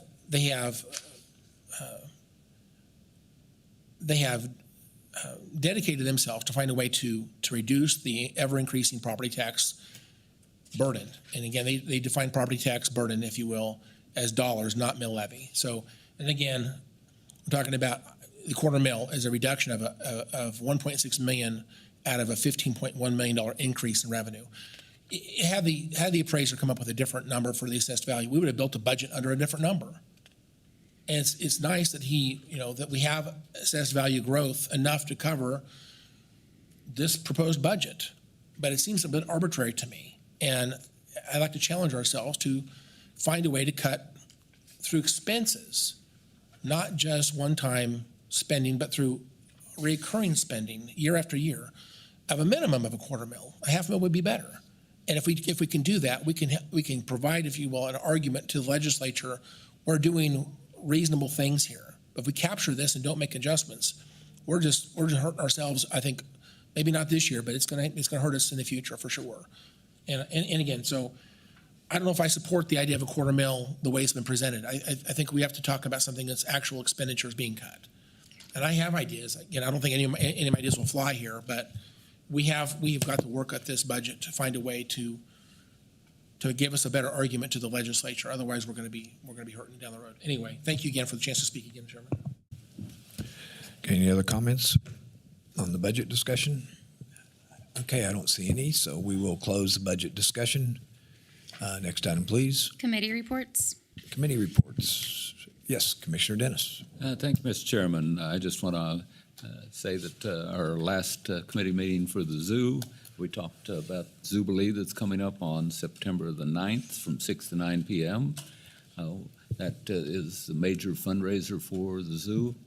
I hope that all the commissioners will think about buying tickets for that event, and I certainly hope that the community looks at buying tickets for the event. The tickets are $150 each. After the 1st of September, they go up to $175, so buy them now and save yourself $25 a ticket. It's a great evening, and I recommend everyone get tickets for Jubilee. Thank you. Okay. Anybody else? Other committee reports or updates? Okay, I don't see anything. Next item, please. Other. Other. Commissioner Lopez. Thank you. I just want to give a quick report out. I went to the NACO conference in Texas last week, and it was a really great experience. I got to do a lot within the county itself, from touring their 911 to emergency management. They have a really interesting program that is a part of their EMS group, but they have 3 helicopters, which I'm not ever saying we should get because they're wildly expensive. But they service 19 counties. And it's a really interesting program. If they have a priority 1 or 2 call that there's not an ambulance within 15 minutes, they send the helicopters out, fight fires, and do rescues. So it was fun to be able to see the helicopters and kind of hear what they do, but also hearing how they collaborate with emergency management between different cities and other counties, and how they do dispatching with 911 is pretty significantly different than what we're doing here. So that was really an interesting experience to see how other counties are handling similar problems that we have. Got to have breakfast with other counties that have military bases in their counties and hear some of the problems that they've been seeing. And I got to talk to them a little bit about some of this funding that we've talked about a little bit. I'm still waiting on some answers on that, though. But I also got to speak with Sheriff Gonzalez with Harris County, and he runs Houston's prison system, jail system, which is one of the largest in the country.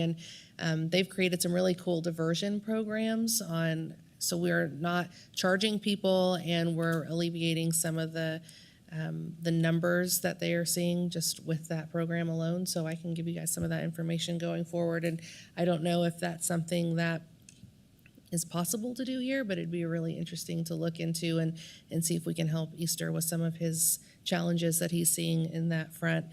NACO is also creating a new wing to what they do called Equity and Governance, and they asked me to be on a task force going forward and creating policies for how do we get some of these initiatives out to counties and making it so it's not one size fits all, because clearly our county is going to be significantly different than other counties, and what our needs are and where we are politically with a lot of these conversations on equity. And so it's a big honor to me that I was asked to be a part of that, and I got to speak on a panel while I was there too. So it was a great experience. I brought a bunch of paperwork back for everybody, and it's in the conference room in our lunch area. So if anybody wants to see anything that they're putting out, welcome to it. If you have any questions, if I don't have the answers, which I might not, I can get a hold of people who will.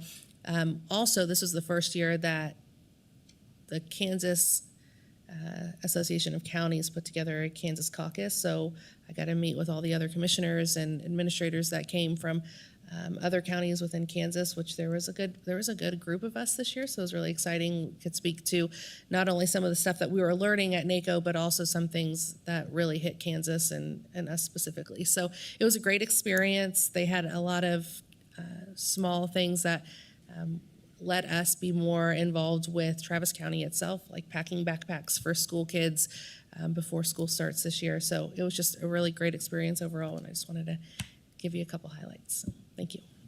Well, thank you for that update. So you're probably sharing this information with Elora at 911 and Sheriff Easter that you're picking up. Oh, very good.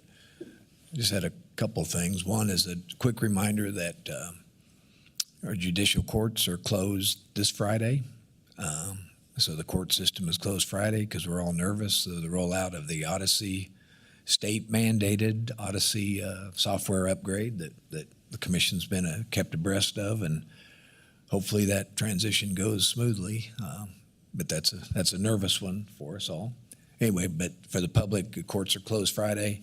The other more exciting thing that happened this weekend, I know Commissioner Dennis participated for the DO, the Osteopathic University, the DO school. They have their tradition called white coat tradition, when they issue the new students their shorter version of a white coat, and then when they graduate, they get a long coat. So I learned that as well. But Once they become a DO. Yeah. So, but the fun news was that Commissioner Dennis got to see the ceremony. Then I attended the reception afterwards, and there's about 137 new students. But something was amazing. There was 3,000 applicants for these 137 spots from around the country. 25 students, about 24, 25, are from Kansas. The other ones are from about 40 states, including Canada and Japan, that have dual citizenship. But these kids were, I call them kids. Actually, they had one that was 20 years retired. The oldest one was a 20-year Army retiree out of Nashville that wants to get into this, and he is moving here with his family, his wife, and his two grown children. And so what's encouraging is apparently this school is off and running, had 90 students last year, and 137 this year, and 180 they're going to cap it at each year, about something like that. Anyway, so I've asked if they would want to come and just give us an update. That was very impressive and encouraging to think that there's 3,000 people around the country taking the time to fill an application to try to move here and be supportive and talk to a few of them. They love that we have no traffic. Every one of them, I talked to about half a dozen. Every one of them started out with, people are so nice here, and so we all know that we're nice, but we can't label that as part of our brand. We're the air capital of the world, but we can't say we're nice because everybody else thinks they're nice too. But it's really refreshing for me personally to be a part of that reception or to attend it. And so just wanted to share that with you all, and it was encouraging and a lot of fun on the heels of the bioscience campus announcement that's going to be catty corner, and that niche is already up and running. So a lot of good stuff right here, about a stone's throw away, or a pitching wedge if Commissioner Beatty was golfing. So anyway, that's what I wanted to share. Anything else? Okay, I don't see anything else to come before the boards, and we do not have executive session. And so, Madam Clerk, anything else? Okay, she's saying no. So with that, we stand adjourned.